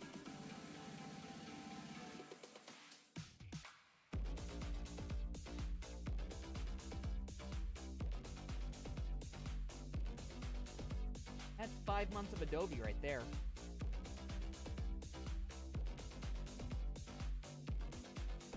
And there's tons of things to learn. Not only that, you can download a free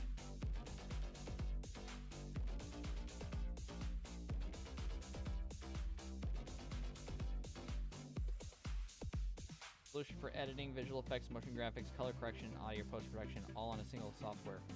Free download. But let's check this out.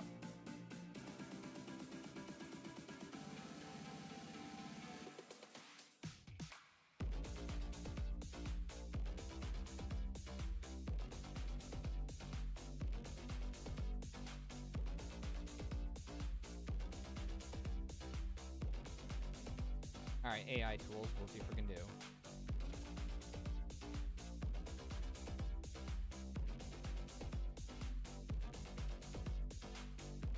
Yeah, we'll see if we can do all typical stuff. Color correction, yeah.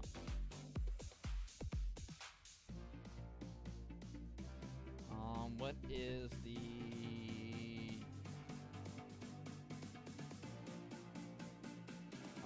After Effects comparison.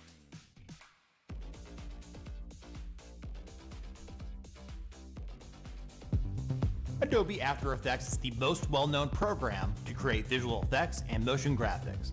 It's used in post-production for TV shows, films, video games, and is also used by creators here on YouTube. If you don't like its complex interface, functionality, or just hate spending money on subscriptions, we'll show you 5 After Effects alternatives, both free and paid, to help you find the one that best fits your needs. Coming up next on Tech Gumbo. Specialized. Hit film flares and lighting effects to help produce a more professional look. And their particle effects are some of the best in the industry to replicate explosions. We're moving on to those that are more specialized. The best After Effects alternative overall is Hit Film Pro. With Adobe to edit your videos and work on visual effects, you need 2 separate programs, Premiere Pro and After Effects. Hit Film Pro can handle both tasks in the same program. It's feature-packed. It includes advanced 2D and 3D motion tracking. Their visual effects toolkit is quite large, with more than 880 visual effects and presets to choose from. Also included are high-quality lens flares and lighting effects to help produce a more professional look. Titling and text animation tools, especially if you plan to create motion graphics like lower thirds or 3D titles with animated texture. This lets you pick and choose which add-ons you want for a cost. Our free pick for the best fully featured alternative is Blackmagic Fusion. Fusion is a professional quality program from the same folks that make our favorite free video editing software, DaVinci Resolve. For motion graphics designer, I know where I'm going to. I'm gonna be going to Blackmagic. We're gonna go to DaVinci and Fusion, and we're gonna go with them because they've got an equivalent. And yeah, no. F you, Adobe. I'm done with you. After this next month, you are over. You and me, done. We are deleting you, taking all your crap off my system. The most I'll have is Adobe Acrobat. But guess what? I don't need the paid version of that. In fact, I don't even need Adobe Acrobat. I just need a PDF reader. you don't have a freaking... Let's see. Free PDF reader. What do we got here? Oh, what's that? Adobe Acrobat is free? Huh, I just needed to read because I don't edit. And I can find free PDF editors.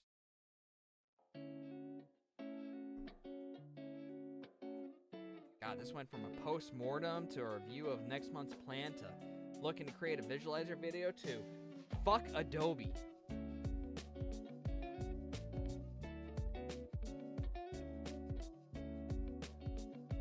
Alright, well, I've got options. This is cool. Black Magic Design. Screw it. You got me. As for Photoshop, I hardly do anything. All my Photoshop stuff is done. In fact, I can probably pack up my stylus and freaking tablet, go put it away.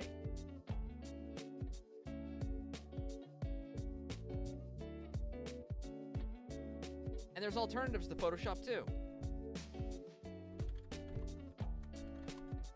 Best Photoshop alternative.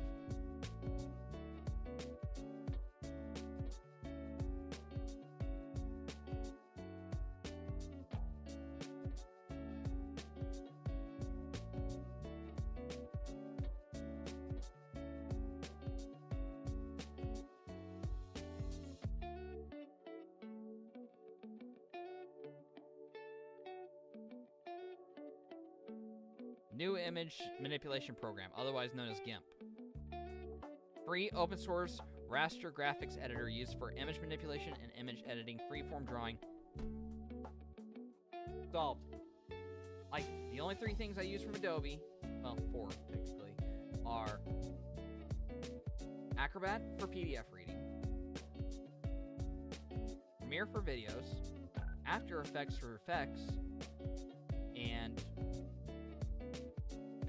Photoshop for editing. But I haven't done any Photoshop stuff. The last time I opened up Photoshop was right now in order to just look for text that I use.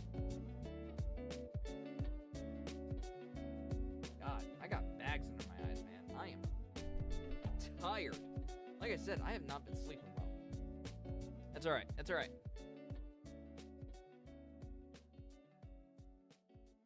Whatever. We'll stop taking the piss out of Adobe for now, alright? We'll just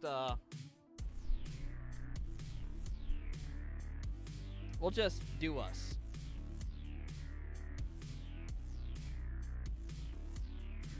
I got this stuff to figure out. I got this stuff to do.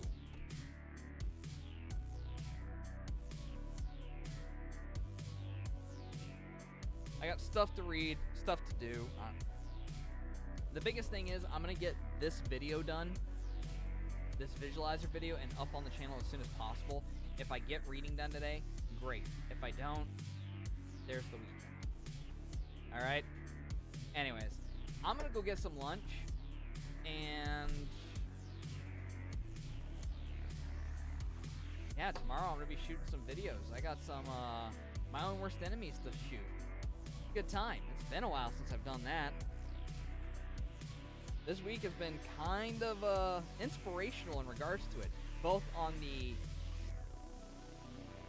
anger standpoint and the happiness standpoint. So it's going to be kind of a fun dichotomy. Hopefully I can get a punchline put together this time.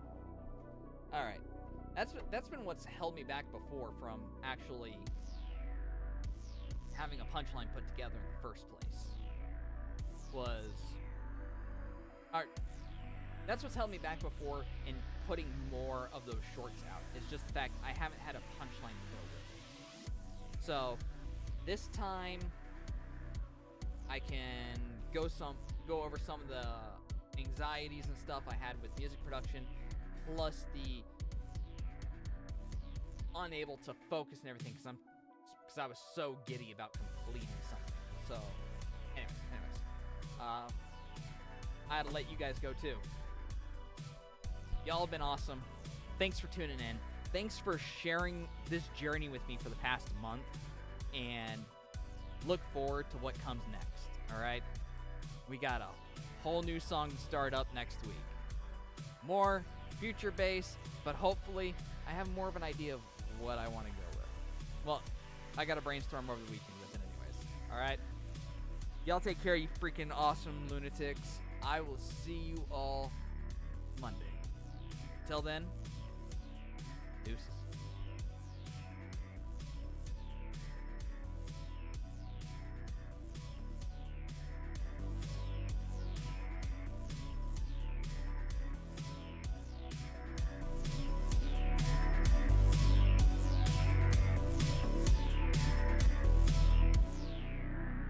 Oh, and apparently my microphone got turned down. I was wondering why I was fighting with the freaking background music so much.